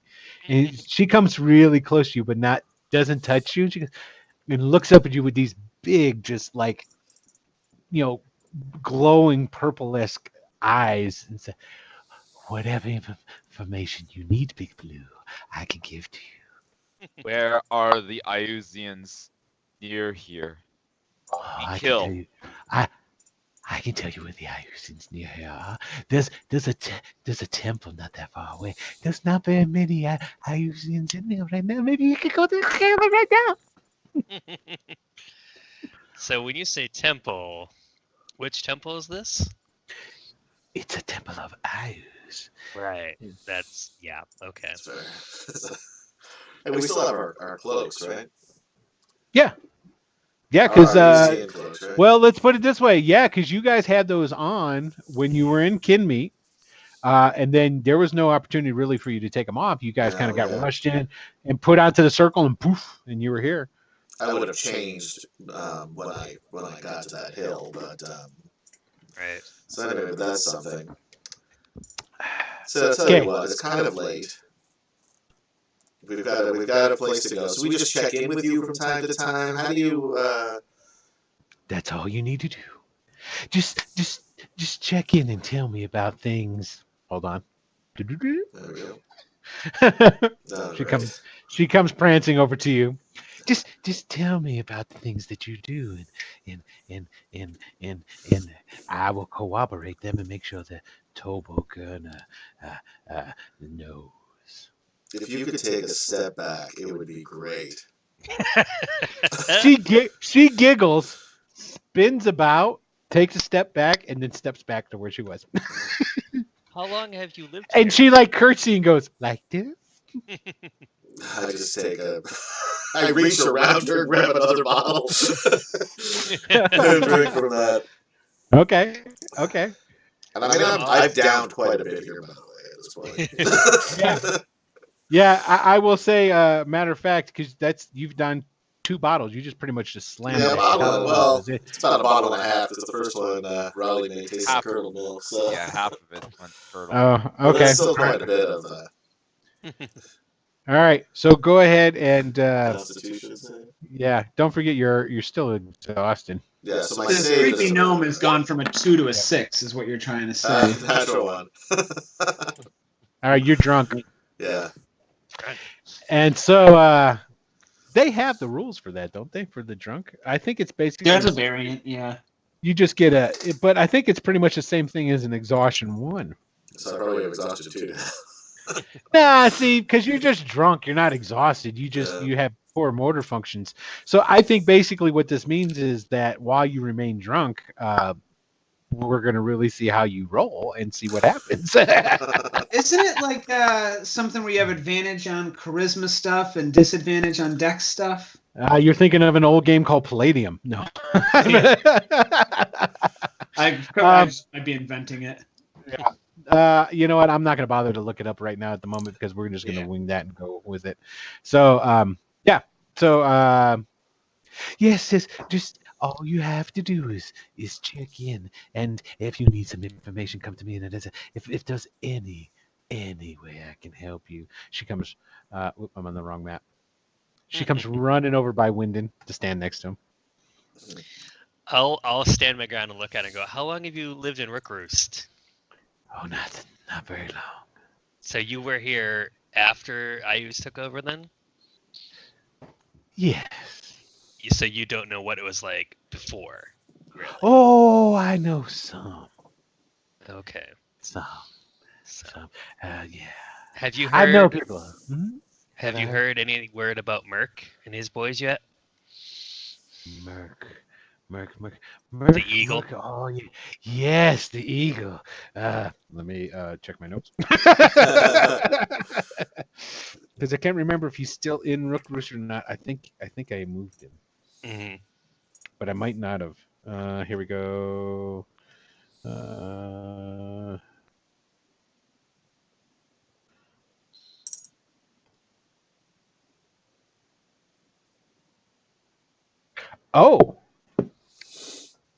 Okay, so I need to.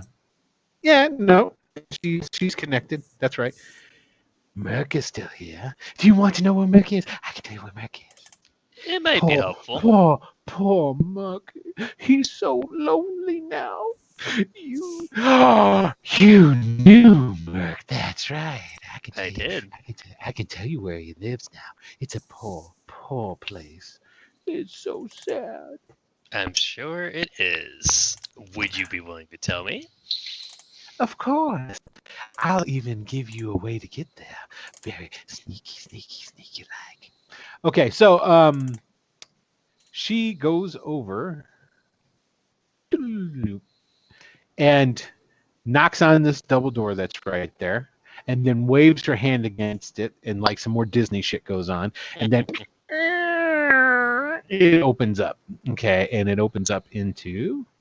Let me go ahead and just. Because this is lit too, so it doesn't really matter. You guys can see all of this.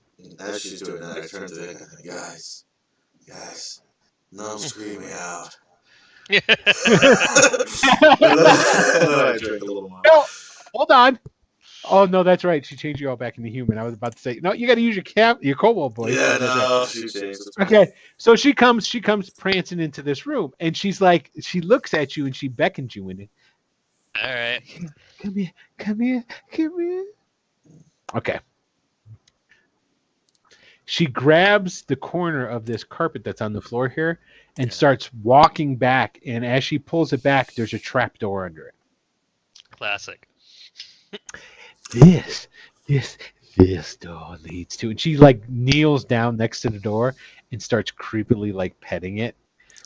I yell, "That's probably your sex game," and then I turn to it's probably your sex game. Raleigh is fucking terrified, by the way. He's like channeled his inner three toes, and he's been off in the corner. She comes to the room, he goes over to the other side of the room. He's trying to he's basically like a little kid, like at his mom's leg right now, trying to hide behind Norjor. And as you guys watch, everybody just go ahead and give me a perception roll, except for Wyndon. Oh, okay. This is I will roll this because I have eyes on her like a hawk. Probably still suck, but yeah. Okay, Norjor, you notice it, you watch, and you've learned, especially after what happened at Kinmeet, you've been keeping more of an eye on Three Toes, and Three Toes just kind of he gets a glide to his step when he's about to start doing something, almost like a dancer, and you see like a dagger just like appear in his hand, and it's held back behind like his leg as he walks, and he just slides through here and just starts, just gliding, non-threatening, seeming, in that Three Toes way where people just seem to not pay attention to him.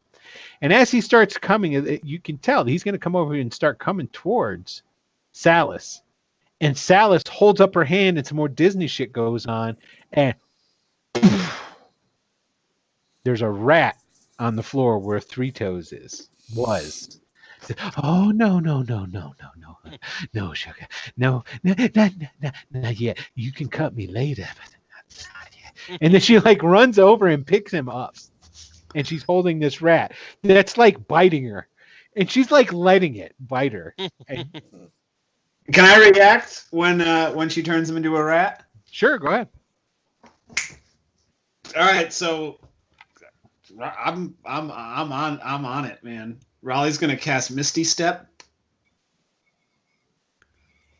and yeah, he would Misty Step, and then draw his glaive and try to attack her. I don't think that's a good idea. It's what Raleigh would do. I was like, he was just like, so basically Raleigh was just super, super creeped out, and went down with Three Toes, and it was just kind of like when you startle an animal and they just bite. It was just so like, ah! Yeah. At least for this round, that would be his reaction. Like, so this is actually the first time he's cast this spell, and he didn't know he knew it, and he just poof. And it's just like, oh shit, and yeah. So, and I'm gonna cast a Booming Blade, which let me pull it up. Ooh, Booming Blade. Okay. That's basically his attack. Like, he doesn't attack, he does Booming Blade. Okay, so you're gonna Misty Step to right there. Okay. And miss. And you missed her? I missed her. Oh yes, that's even better. Oh so wait, unless this is surprise, right? Advantage? She's surprised? Surprise round? No, you have to be surprised. You basically can't be in her. She knows where you're at. She knows you're in her house. Granted, the fact that you Misty stepped right next to her is kind of startling.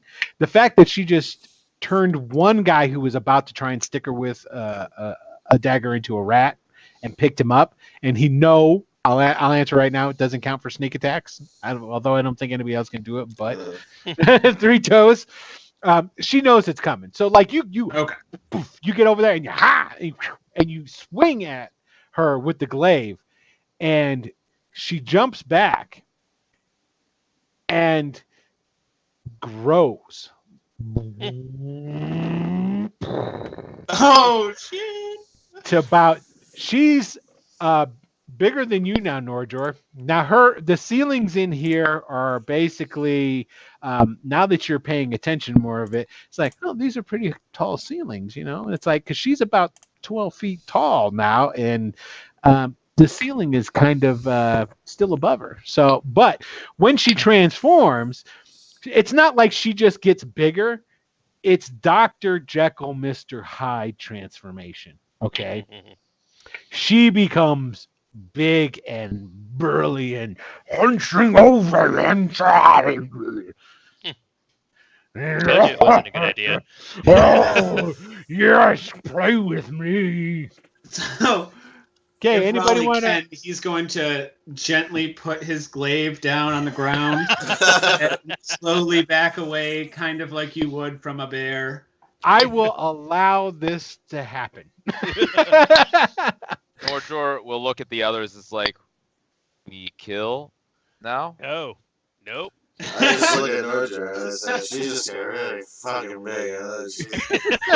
I mean, her brothers want to take her fucking souls, man, because I gotta think that she's got some shit to do too. I don't think this is good. Yeah. You got anything else to drink? No, there's more bottles on the table. Nordjor will say, size not only thing that matters. I would know. That's the big guy. Yeah, no, exactly. Yeah. He's saying that even though he's big, he's not like that strong. Size doesn't necessarily make someone She strong. is more or less standing. She's like a gorilla in her distribution and body size now. Like her arms are on the ground, her fists, and it's propping up her big, grotesquely oversized torso and head. She's got a froth of green distill that's dripping down the side of her mouth and kind of dripping onto the floor. Nordjor will walk up and say, "You waste our time," and he'll point at the enlarged gnome. Give us information, and we go. To be fair, she was gonna show me something downstairs when Raleigh and stuff started happening. So. Basically, yeah. So Nordjor would agree with you normally, but this is like some creepy chick who just turned into a monster gorilla. So he's obviously biased against her, as he's become biased against anyone affiliated with Tobal Gurner because they're all like pieces of shit. Not to mention, if Raleigh doesn't like you, come on. That's I know, right? Raleigh likes everybody. At this point, because I've had so much to drink and I'm already suffering from exhaustion, I just pass out face first right onto the table. And I'm out cold. Nice. Okay, so nobody else is posturing in a threatening manner. Certainly not me. Nordjor's fists are balled up and have been balled up. He's been bare knuckling it, like white knuckling it for this entire time, like just holding back, like punching the shit out of this gnome. And he's gonna continue to do that, but he's definitely not intimidated. He's just angry and kind of wants to rip her throat out.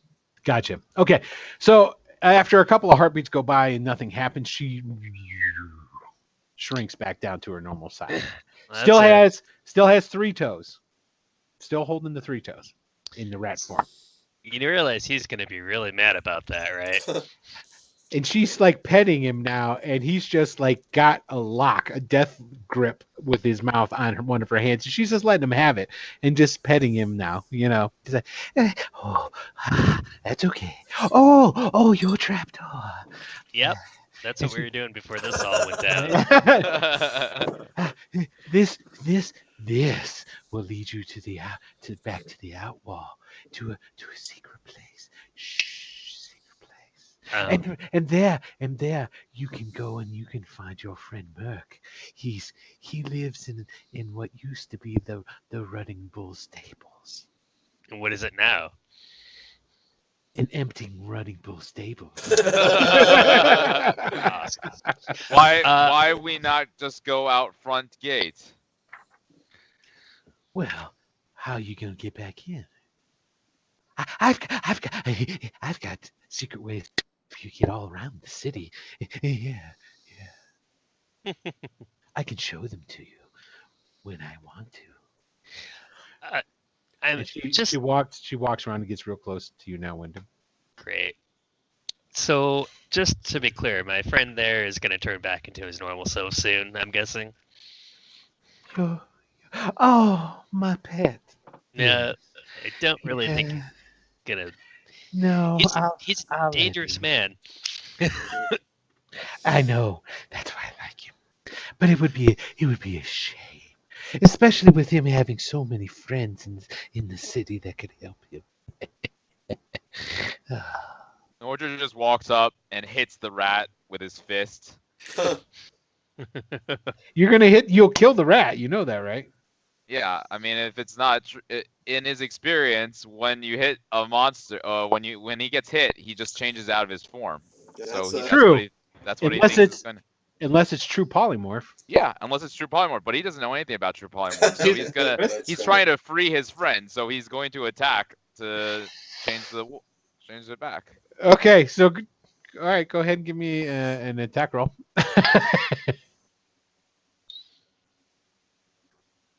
Nope. Oh, she moves out of the way, and Disney shit comes out of her hands. Go ahead and give me a wisdom saving throw. DC 15.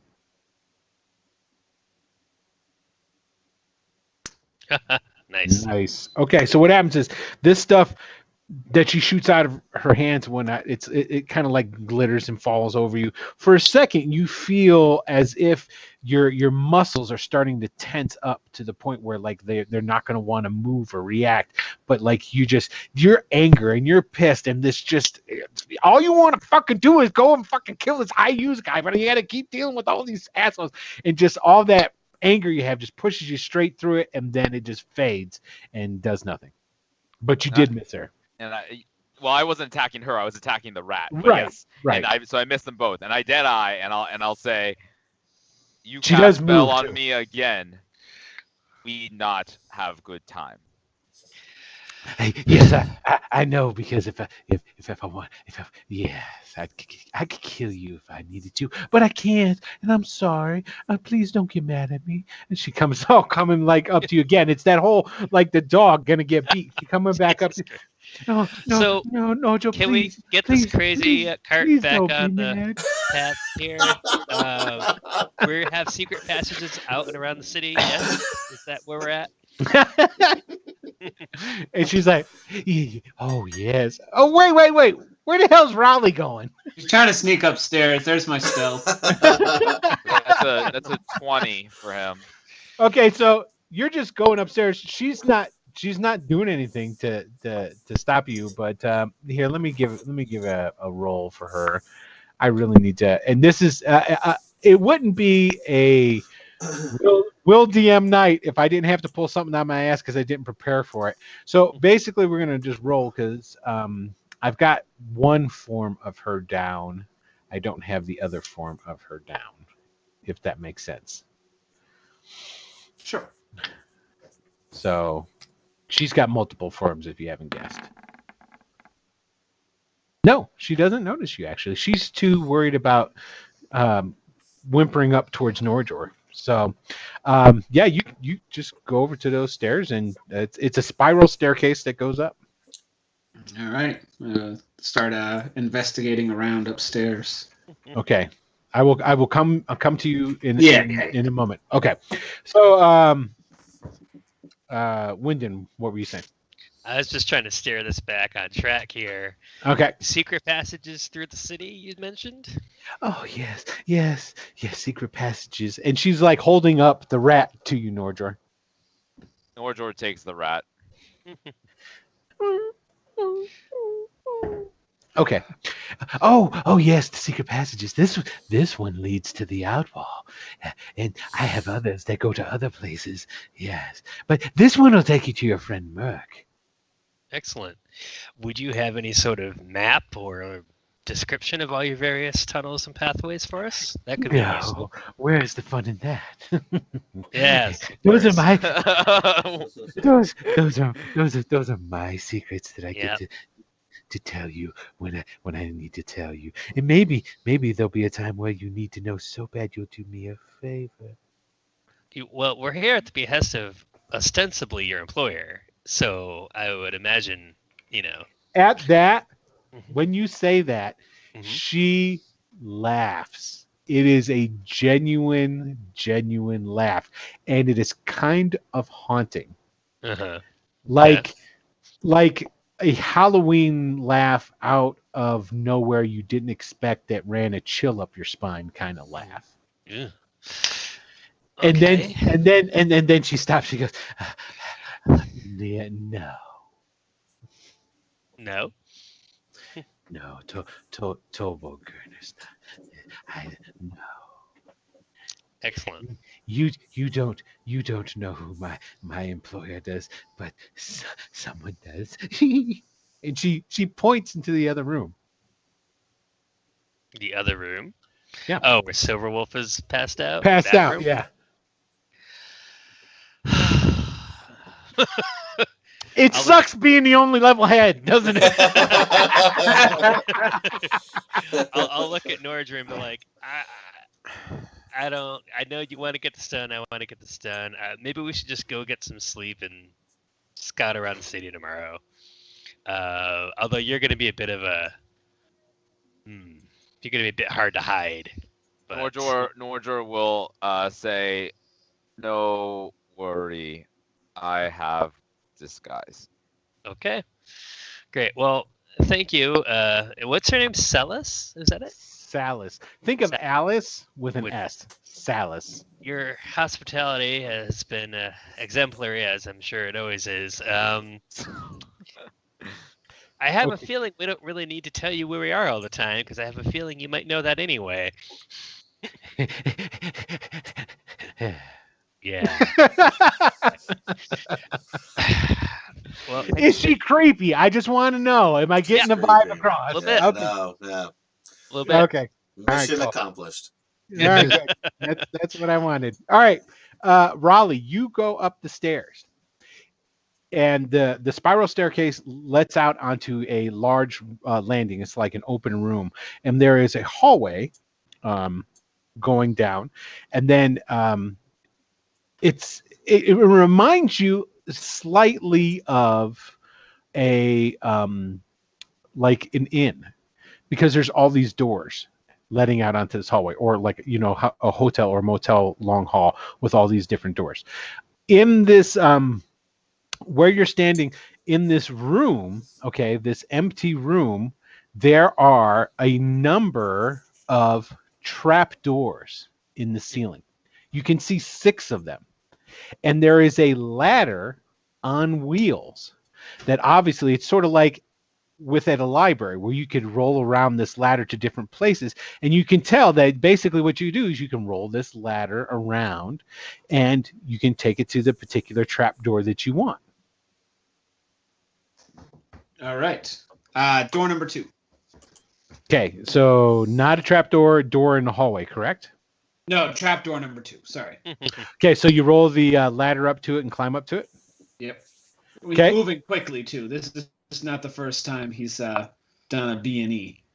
Gotcha. Okay. As you go to open the door, you grab on, because there's like a knob on it for like not so much opening it, but like when the trap doors open, because they open outward. Okay. Oh, okay. So like if you were like getting into the trap door, you would grab the knob and pull it closed, sort of thing. You get up and you put your hands on the trap door and you grab a hold of the knob, and you can feel the magic. You can feel the arcane energy, and you can almost feel like you're pushing against an invisible barrier. You try to push open on the trap door, and a slight little of like energy dissipates from around wherever you connect, and that's it. You can't open it. You can't do anything.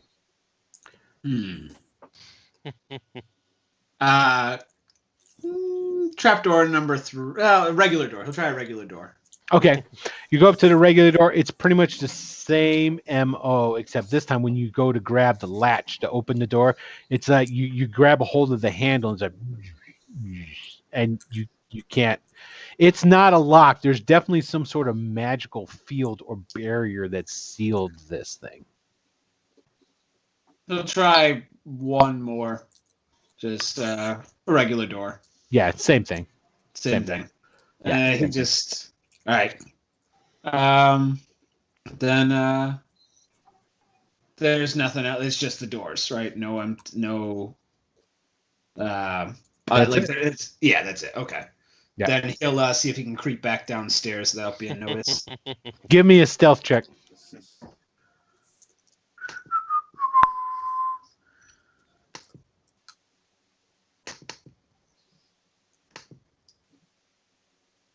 Dun dun dun dun dun dun dun. Boom. Looking good. No, what happens Great. is you start coming down the stairs, and as you're walking, you think you see a cockroach, and it startles you for a second. Like, "Ugh! Oh shit! Oh!" So yeah, you like totally give yourself away. So everybody hears this little girl scream that you give out for a hot second. So okay. And Salus doesn't seem to pay any mind or attention to you. Yep. I'm starting to gather. Okay. All right. So what are you guys doing? What's happening? What's going on? What's shaking? Well, I mean, I imagine among Riley and I, we would know at least what used to be a decent place to spend the night. Oh, that yeah, we can man. try to find. Sure. What time of day is it though? It's like nighttime. nighttime. Okay. Yeah. But if you're talking about all the inns and stuff, all the inns are still way open. I mean, Yeah. it's like, there's lots of restaurants or eatery type places. There are sort of meat carts that are out and about, taverns, those places are all hopping, Yeah. Their nights, just getting started. So it's no big deal with that.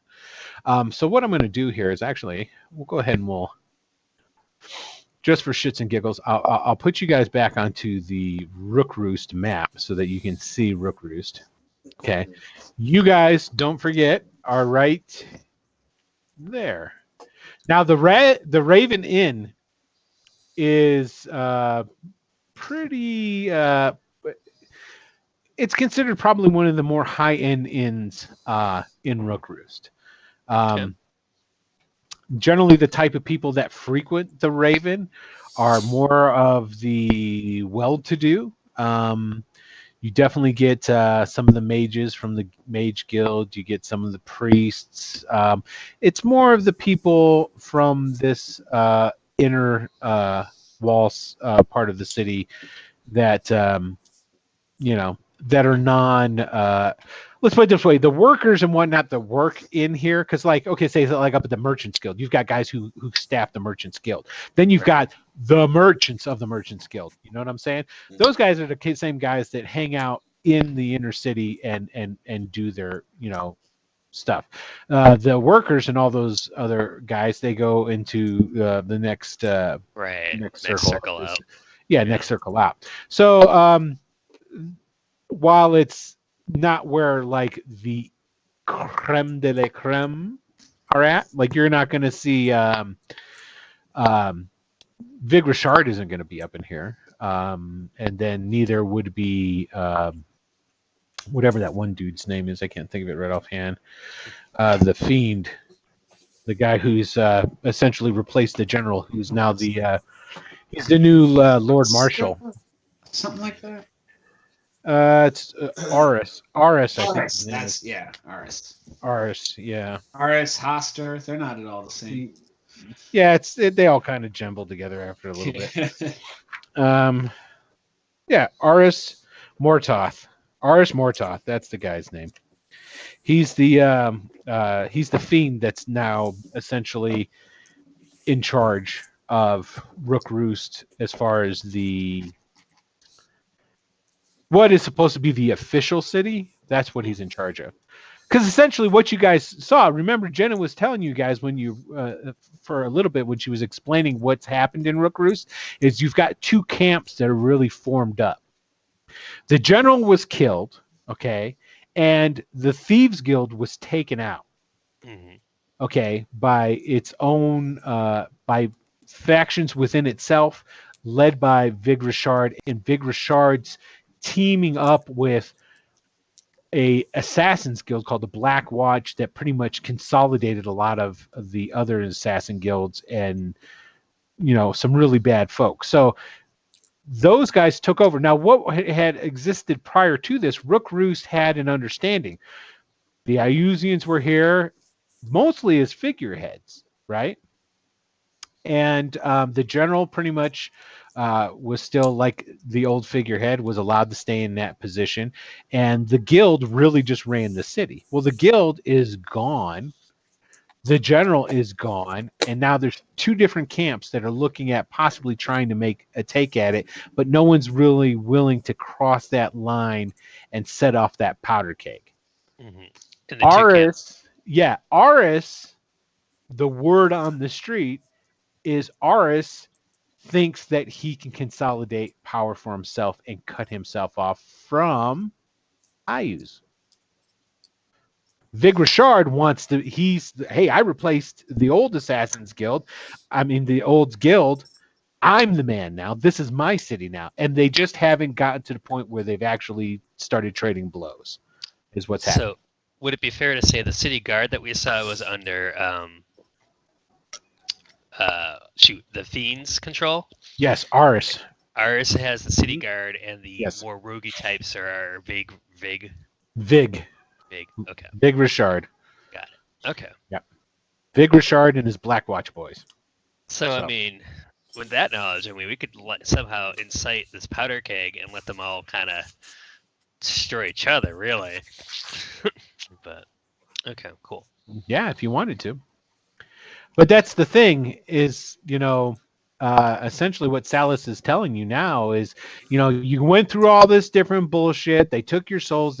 Jenna brought you all this way and deposits you to your handler. And your handler, Salus, that creepy gnome bitch, is basically telling you, look, do what you want to do. I'm not going to tell you what to do. This is part of the test. The test is you show us whether or not you deserve to get your soul back. Now she's so Vig Rashad, he took over the guild. Right. He's in line with Ius.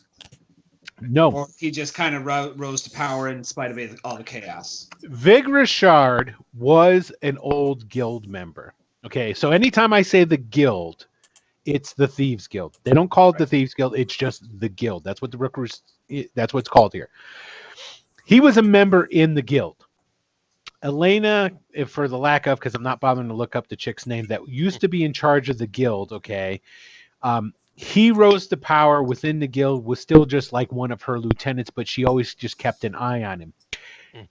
He hooked up with these guys called the Black Watch, who consolidated there were several assassin guilds in Rookroost that didn't just work in Rookroost, but they worked all over the Bandit kingdoms. They were just headquarters here.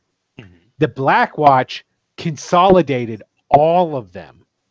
Vig Richard with them took out the guild. And they did it at the same time that Aris killed the general and declared himself the new Lord Marshal of Rookroost. Okay. Now, Aris is an Iusian. He is part of the delegation of Iusians that are here in this city. There are not a ton of Iusians here. There are the priests. There is a contingency of troops, which are almost all human. There's not a lot of humanoids in these guys' troop. And the reason for this is because Rookroost, under the old rulership, played ball with Ius. You want us to cut you and give you some gold? Not a problem. Boom, they did that. Those guys are all gone. The word on the street is Aris wants Rookroost for himself. Probably because he thinks Ius is weak now because he doesn't have his demons. Cool. All right. So that is the situation and where you're at. That's the information that have found and could have gleaned off of the streets or what have you. I mean, Salus will tell you anything you want. Okay. So I would. Okay, sorry. I'm assuming rather than Will just telling us all this, we've just assumed that it's coming up like we're having a general discussion. Yes. And that information we're just relaying it to each other. Yeah. And so you can watch Raleigh, and he's just kind of like picking at information, and he starts to like it's too much, and his head starts to hurt, and he takes son of a bitch, and he takes his jacket off, and he flips it inside out, and he puts on his serious Morgan face, and he's like, okay, it's all starting to make sense now. Wyndon will just look at him like, are you all right, man? I'm much better now. At this point in time, Silverwolf can groggily start to come out of his drunken stupor. You're still drunk. Yeah, as I do though, I grab for my dagger, which isn't there because I gave it to a prisoner who's probably dead by now because he had a dagger. Hey man, no good deed goes unpunished, baby. And I just yell out, "No, you're not gonna take them alive!" And I just sort of, get up, stumble, hit the table again, fall to the floor. Look, and then sort of just sit there for a second. Notice I'm the only one in this room. Wyndon just kind of hears that and just does this like. Yeah, and then I'll slowly wander where I can hear voices into that other room, and just look at everybody. Morgan would he'd go and he'd pick up his glaive off the ground from where Okay, you guys are still in Salus's house. You haven't left yet, correct? Correct. Right. Okay, she's just sitting over. She's like moved to the side and just letting you guys talk so much yourself. She is still there. So okay, continue. Go ahead. So he picks it up and he gestures to her and he's, "Pardon me, madam. So this is the way I see it. Aris and Vigouchard, they're the same person. They both overthrew higher powers to come to power, and they just want their piece of the pie. We don't need to turn them against each other. We need to unite them."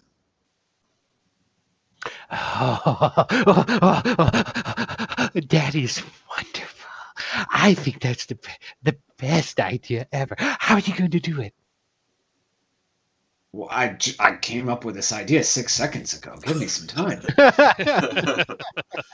But if they destroy one another, it's a broken front the IUs can just sweep in again. But if we can help them find some common ground, they provide a strong, they can hold Rookroost against IUs.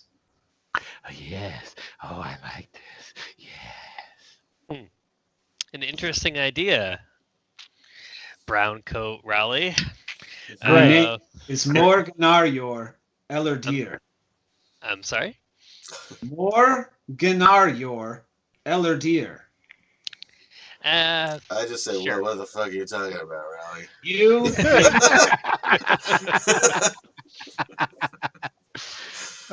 See, Steve, I'm not the only one who does it.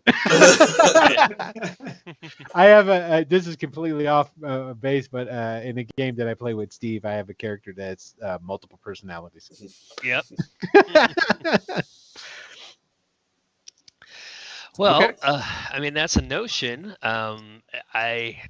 Obviously, it's easier to destroy things than it is to create them, but I guess we could keep an eye out for ways we could. I do agree, actually, long term, that might be more viable than just having the city weakened from within. But it's going to be a bit of an uphill battle. We're going to have to gain favor with both of them. Well, if favor with both of them is what you want, then maybe you should look into the cult of Neuro that's been encroaching on everyone's property here. Yes, even the honey dippers. God damn it, I'm gonna work this shit in. Even the honey dippers. Throw a few hundred gold at the problem and we'll do it. Well, I mean, if they're just a honey dipper, so we can just forget about them. There's Yeah. no, I don't see that They're poor kobolds that have no money. I don't see that that's relevant to our situation here No. whatsoever. Okay, that was just me fucking with you guys. She didn't say that. I just had to do it. I appreciate it. Okay, go ahead. You said the cult of Nerul? Is that what you said? Yeah, the cult of Neural is an actual thing. Yeah, yeah. Thank you, filthy. You guys can all give a roll. I know. Just give me a history check. I mean, it's not even really a history check. That's why I hate these things. Tell you what, you can give me an investigation check. That's what we need. Anybody who wants to roll an investigation Just check. as bad as my history. Yeah, right. And if you don't have proficiency in one or the other, it's essentially just an intelligence check. Which is also not so good for me. Bad rolls, man. Bad rolling. Okay. Are you rolling, Wyndon? Are you rolling on I this? already rolled that 6 up there. Oh, I see it. I'm sorry. Yeah. I totally No, missed it's fine. Yeah, I got my strong 10. That is a strong Okay. 10. Much better than the rest of us. That is a strong 10. Okay, so basically what it comes down to is Raleigh, the cult of Neural is basically it's the remnants of the Horn Society. Now, this is going to mean nothing to you guys, so I have to bust in with some Greyhawk stuff. Okay, so this is very Greyhawk.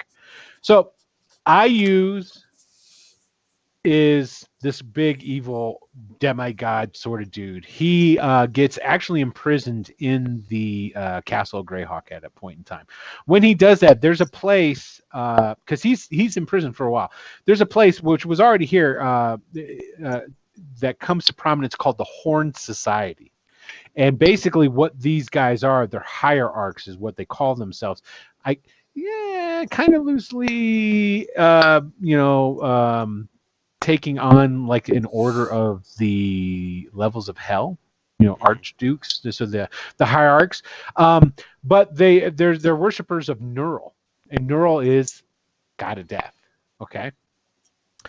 One of the first things he does when he comes back and after he regains power, after he escapes imprisonment, what he does is in his planning for the first step of going and dominating Greyhawk is he goes and he has a coup by implanting all these spies in the Horn Society, and he has almost this bloodless coup that happens in the Horn Society.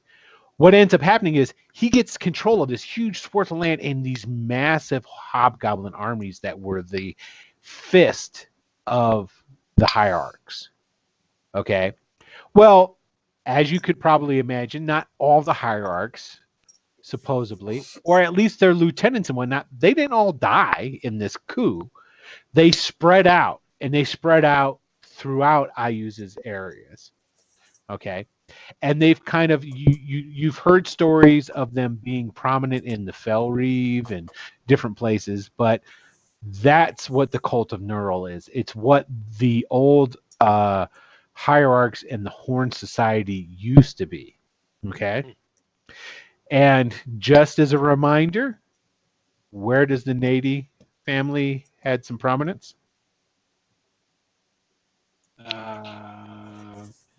Come on, drunk man, you know. The Horn Society. Oh, that Horn Society. Yeah, of course. They were okay, so that your guys' family, this elven family, they come from High Folk. Okay, that's a place, prominent, all this different stuff. But there was always something a little bit shady about the Nadies. Okay, well the Nadies got found out that they're the nickname Shady Nady. Yeah, so basically what happens is they end up getting kicked out, or they don't get kicked out, they run for their lives from High Folk, because it comes to find out, man, these elves are kind of fucking twisted. So they went to the Horn Society and set themselves, because they had already were having dealings with the Horn Society. That's one of the reasons one of the bad things that they were doing. They were helping out the Horn Society. So So we gotta fight this cult, and we gotta save those fucking kobolds down in the sewers. Yeah. So is it fight the cults or gain favor with the cult to gain favor with Aris or I Vig think Richard? it's unite Aris and Vig against the cult. Yeah. Serve Oh, them okay. as All right, thank you. Although, if we're related to the, and I still can't fucking believe I'm related to Raleigh, I know. then we may be able to sort of sabotage them from the inside. I think that's a good idea. Well, don't forget the Cult of Neural, aka the Horn Society. They hate IUs too. Oh, Yeah, shit. but I also hate All right, them. so we got to unite all three. No, we gotta take down. Who knows? That why not? I mean, this is where it's really going to start coming into. I'm starting to lay out all these different things for you guys as far as your characters, your families, your ties, and all right. So what are you going to do to fuck with IUs? Because that's what you got to do to get your I souls appreciate back, it. right? All right. trying to think. So what is Io's getting from Rookroost? Is he just getting coin primarily? Yeah. He's not getting resources, right? Like other than money, right? He gets So- money. Now, is this money going to the temple? I don't know. That's Because a that good may be question. our We first have to stop. find that out. Yeah. Yeah. Okay. That's a good question because they get a tithe. As Wyndon knows, armies run on money. So, yep. So I mean, it's going to be a longer con to unite whatever groups we're going to unite, and I think it's a good idea. But getting into this Short term. temple, and Disrupting taking out cash some flow. yeah, exactly. Yeah. Mm-hmm. And if we happen to find some of that cash in our pockets, well, that's fine. That's fantastic. Yes. Yeah. We may want to see if we can find a way into their favor that isn't potentially alienating an ally. Sure. If we can find, it's just inefficient. If you have someone who hates IUs and we waste our energy fighting them, it's you're hurting yourself in the long run. I think perhaps we should get a bit of a more of an ear to the ground for at least a couple days before we act in any way. Except see who's Wise. what, see where the players are, see what the scene is. Maybe try to find out how they're actually getting the cash from here to IUs or his forces, and see if we can disrupt that, all that sort of thing. Wyndon, you are a very valuable asset to our group. Your wisdom has not gone unnoticed. I must be you. really drunk because Raleigh's making a lot of sense here too. My name is Morgan Aryor Ellertier. Morgan Agar Fellerfier. Thank you, Purple Dog. You may call me Morgan. So what happened to the other guy? Wait, yeah, I thought your name was Raleigh. Raleigh's head started to hurt, so he turned things over to me because he is capable of deep thought. That's convenient. Yeah. I don't understand. Well, speaking of sleeping, I say we have a little bit of coin. We should check out the Raven Inn. I've always wanted to spend some time there. Well, I could use a rest. Right? Okay. Now, due to me not paying attention what the hell I'm doing, on the map, you're going to see over here, it says the Chapel of Curel. it should be Nero, right? Yeah, you got it. I thought so. I was like, I bet that's supposed to be Nero. It's Yeah. the cleanest chapel in the land. Yeah, that's right. Outside, there's a little dispenser for everybody. Okay. That temple is now the temple of Ayuz. Oh. The camp of Gramush. Now the temple of Grumish is still there. All the other temples, everything else, the chapel of Neural is actually the now where the Ayuzian priests reside. And where is that? Okay. It's Right. just Right. Just Yeah, I see right it, there. I see it. Yeah. So Norger's gonna say, I want to see Temple of Ayus before we go to sleep. Sure. Sounds like a fun time. I gotta see this fucking temple too, man, because I bet there's some shit going down that we could just take and I fall over.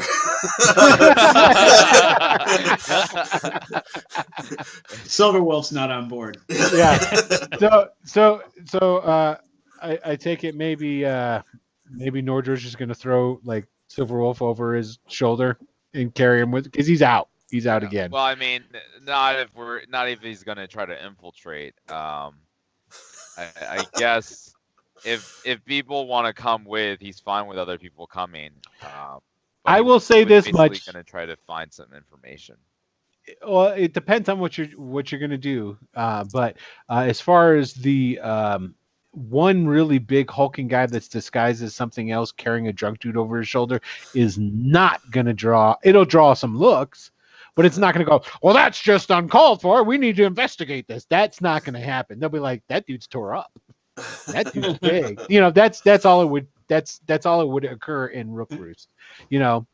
Especially as nighttime rolls around, because you can imagine as the sun sets, Rookroost's nightlife comes to life.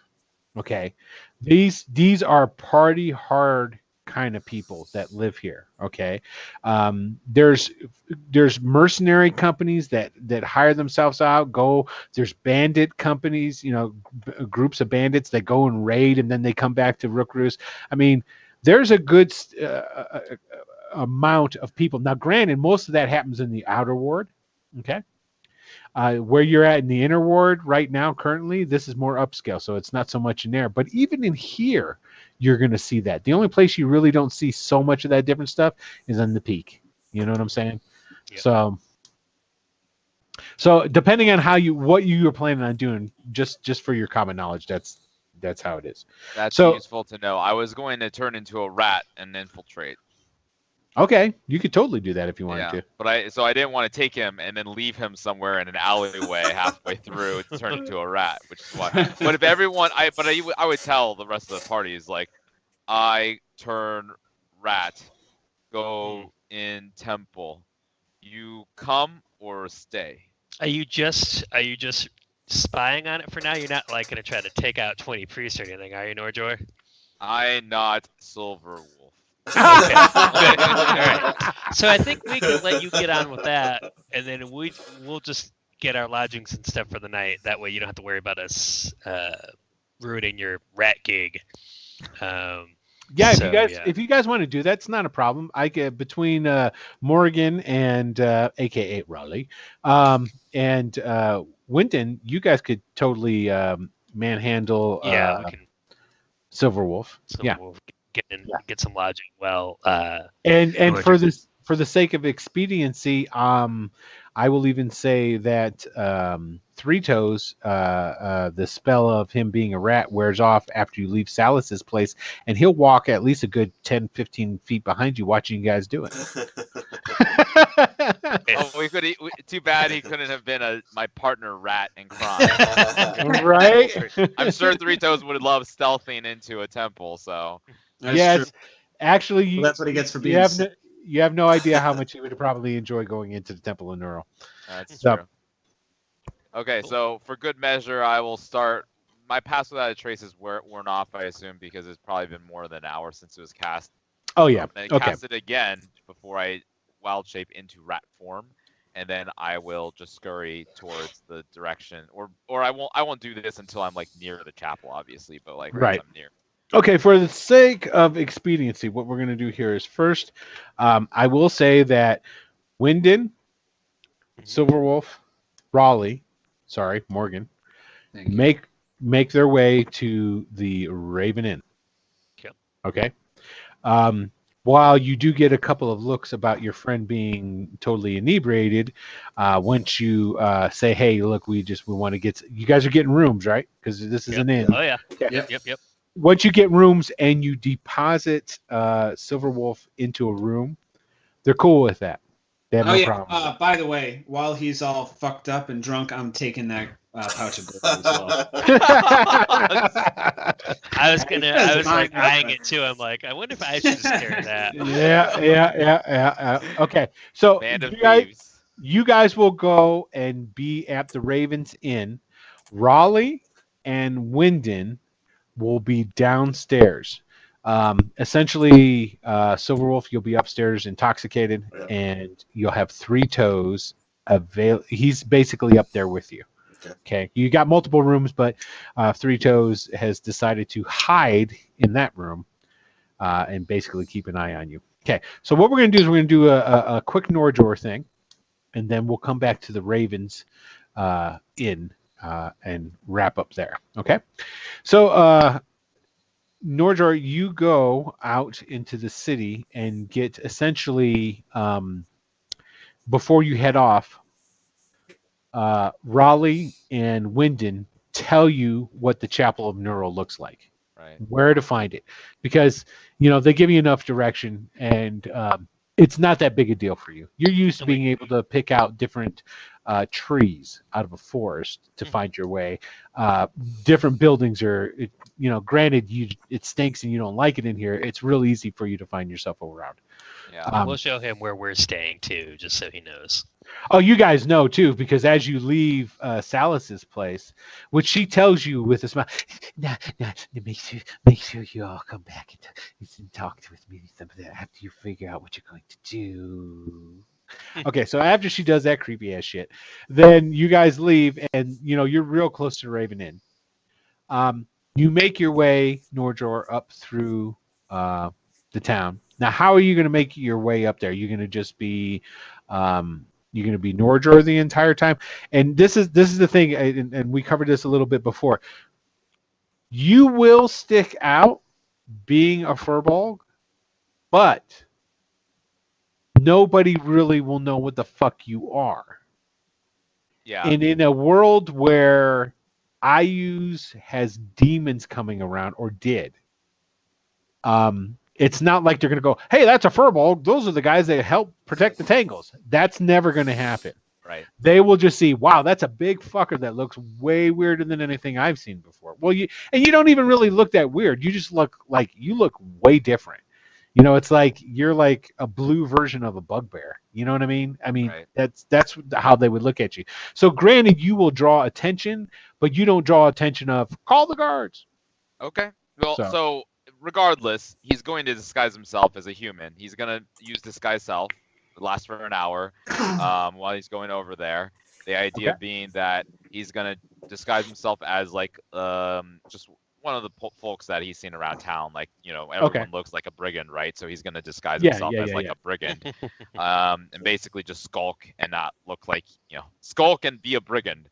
And then when he gets nearby to the chapel, he'll cast Pass Without a Trace. So he'll like kind of like settle the mood a little bit and do like a brief meditation and just like center himself and then shrink down from that form into a rat. Okay, so you shrink down into a rat. Now, basically, the Chapel of Neuro is, as you could imagine, it's not like this is a happy place.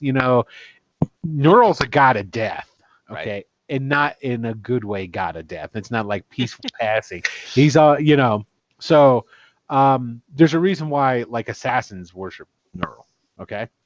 That being said, it's definitely within visions of it's seen some better days, okay? And there is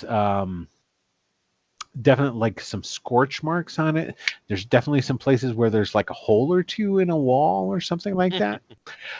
There's two. It's sort of like it's more weirded out as far as its architecture goes, but it's a lot like the Parthenon. Okay, there's got all these columns and then a central building in the inside of it. There's two big bronze braziers of fire that are burning outside of the doors, and outside of these doors, you see two beings that you've never really seen anything like this before, but you get the hairs on the back of your neck kind of stand up. These are red-skinned, horned, clawed, armored, wearing spikes sticking out of their shoulders kind of individuals. These are not, you get just a sense and a feeling that these things are not of this world, aka they come from probably another plane of existence. Okay, you can meta game. You got a couple of demons standing at the front door. Got it. That being said, there's Is no there real, another way in? beyond Yeah. the front- there's those holes in the walls. I'll try to weasel my way into one of those holes. Okay, so you go through one of these holes in the walls and you go inside, and essentially what you're seeing is the inside of the temple itself is very large and spacious. There are where you come through is kind of it's the exterior wall that leads right into what would be like a chapel area. Okay, there are doors that lead off into like cubicles or what have you, where possibly who knows what goes on, for a god of death, giving repentance of whatever that might be.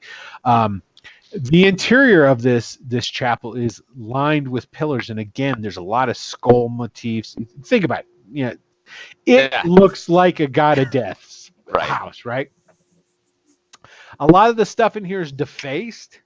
A lot of the stuff in here is marked up.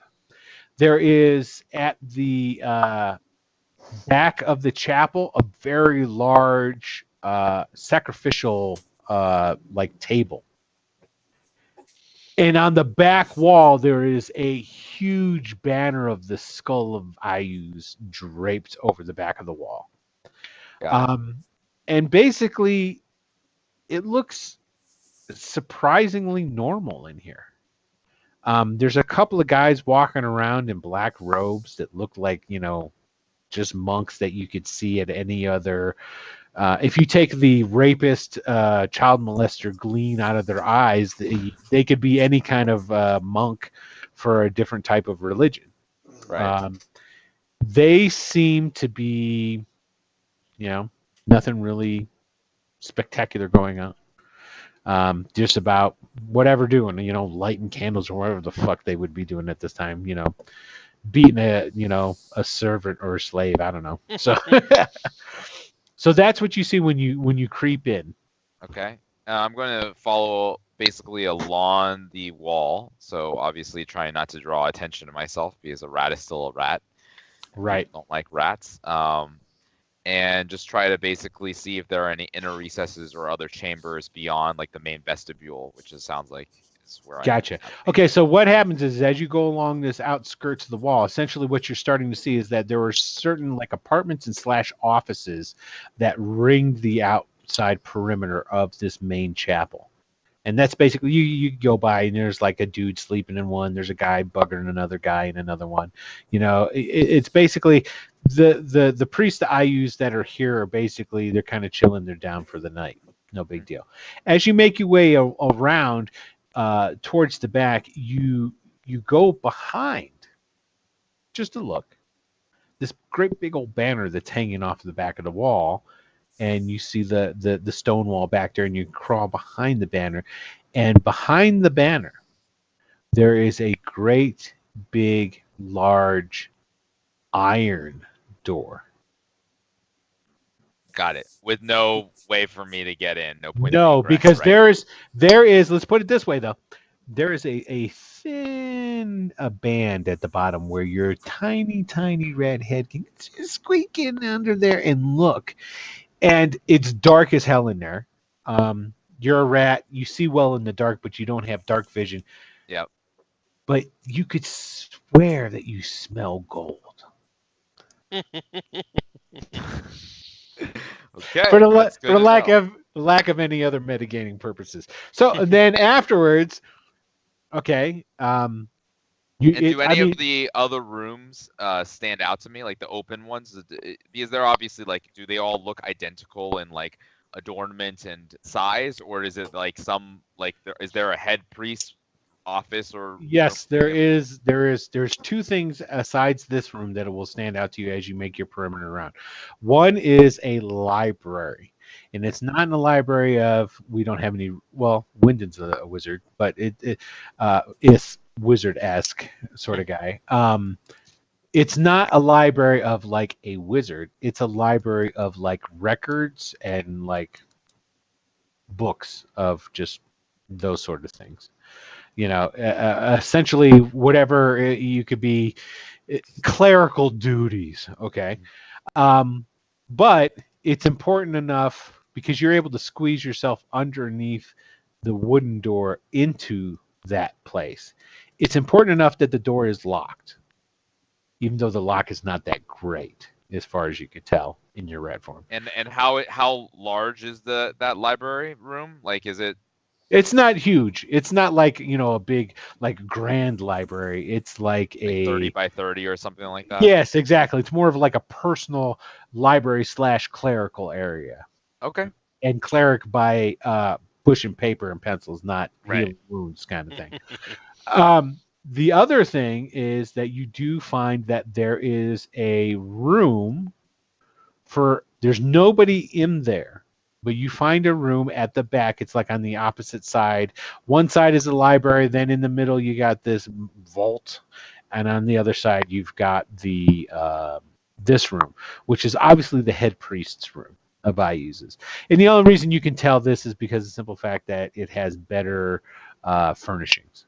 That's about it. You know, somebody who's on top that likes to live a little bit better, that's what you're seeing right there. And does it look like there's a desk or papers or anything? I probably can't see papers, but is there a desk? Like, what's the furniture? Yeah, I'll say for the sake of arguments, there is a desk there, and I'll even let you climb up onto it and take a look around, and basically I'll even go so far as to say that you can glimpse somewhat of, there's a letter being written up on there addressed to a guy named Krasner, but that's about all you can to make of it.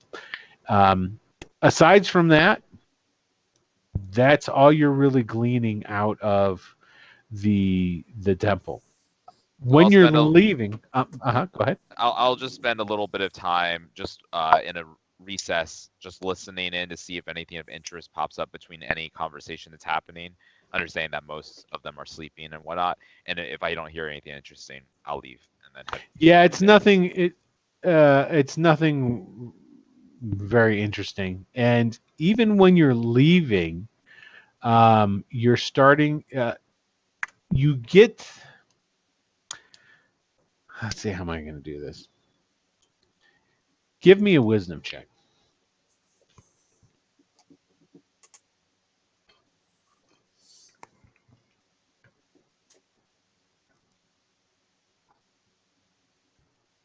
Okay, let's see. And you got 19. Okay. Excellent. That's what I was hoping. Okay.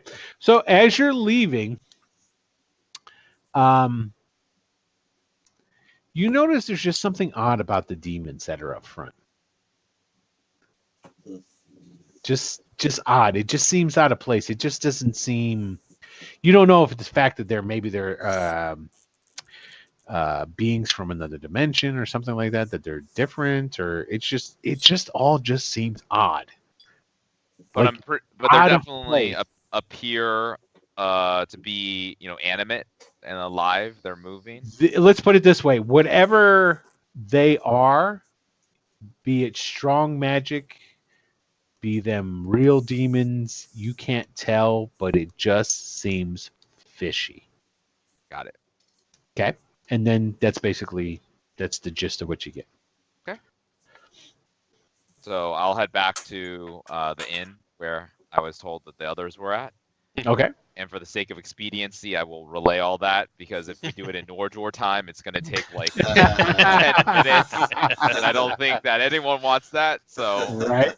Okay. So now we're going to roll over to the Raven Inn. Now the Raven Inn is a very large and spacious and well-to-do kind of inn. As you can imagine, the thing about Rookroost, it's the roost of the ravens. There is a legend that so long as the ravens roost within Rookroost, it will never fall. There are tons of ravens, especially in the peak area.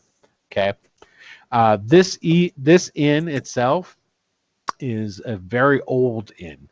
It's been here for a long time. It's very spacious. It borders on the line of being decadent without being decadent because it can't be where it's at. You know, if that makes sense. When your clientele is the most well-behaved of real bad people, that's what this place is, if that makes sense. You know. Okay, so that's what it is.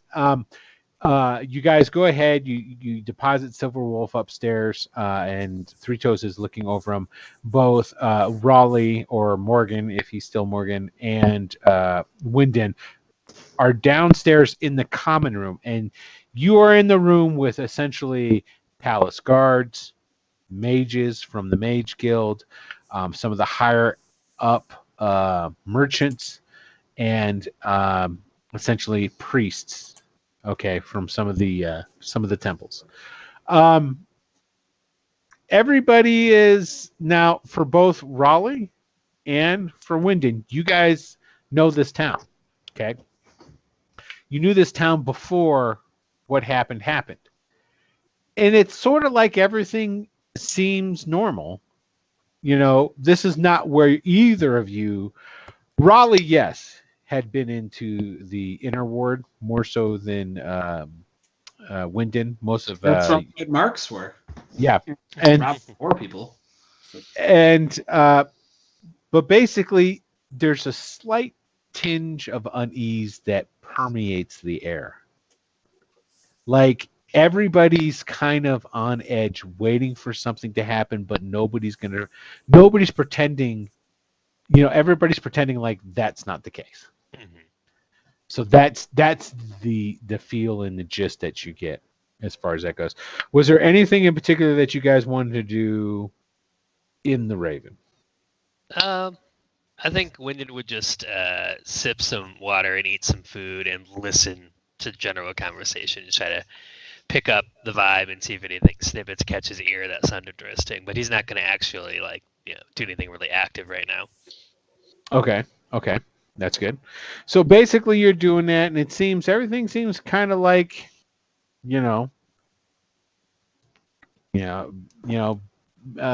business as normal. Boring as normal. You know what I mean? And then there's this voice that kind of cracks through it all. Yeah, there's them fuckers. They were in the prison with us. Where the hell's that guy Three Toes? You guys turn around, and at the front door, there's Mathers and Smokey Kaz. And that's where we're going to end it. You guys remember? You guys remember Mathers? Sleeping otherwise. You guys remember Mathers and Smokey Kaz, right? Oh yeah. I mean, somewhat, yeah. You keep running into them. This is the third time. No, it's only the second time you've run into those. Didn't we see Well, them? we saw them in the jail. That was Saw them in at the jail too. They were Saw there them in the jail. Didn't we but see them? so first we saw them before we got arrested. Red Martin's house. Yeah, Red Yeah. Martin's house. You guys were, yeah, that's true. You guys were with them at Red Martin's house. When the shit went down at Red Martin's house, they got brought off to whatever the dungeon was where whatever they did to you was at. They were there too. Yep. So, and they obviously had a problem with Three Toes for whatever the reason was. But the fortunate thing is when you guys were at Red Martin's, they didn't even notice that Three Toes was around. But they did notice he was around when you guys were in the dungeon. Because he was in the same cell as you, and they were across from you, and they were talking shit. Yeah. Yep. Now, when remember when the cells were all opened up and whatnot, though, they didn't go after Three Toes. They just got the fuck out of Dodge. Right. So They managed to obviously, survive somehow. right? Because basically, remember what happened is when all those other bandits that decided to leave left, you They definitely just got killed. you heard combat and shit going on, right? There was bodies of dead bandits hung outside, when you guys left. You just assumed they were dead with everybody else, But when you guys went over into Dimry and going the way you went, obviously they hightailed it straight for Rookroost. Apparently, because obviously they're here. So, Sweet. and there it is. And that's, ladies and gentlemen, where we will end episode 5. Did I say it right this time? Yeah. Yeah. Episode Thanks 5 for tuning in, everybody. of Return to the Bandit Kingdoms. Yes, thank you everyone for turning in, and Yes, thank thank you you, guys. for returning to all our returning viewers and all our new viewers. Thank you for turning in. Next will be episode 6. Who knows what the hell's going to happen with that? Hopefully, It's a very special episode 6. yes. Hopefully, Michael will be feeling a little bit better and we'll be able to stay throughout. But thanks, guys, and we really appreciate your viewing and tuning in. So, and have a good night. See you next week. Bye, everyone. Bye. Good night. Bye bye.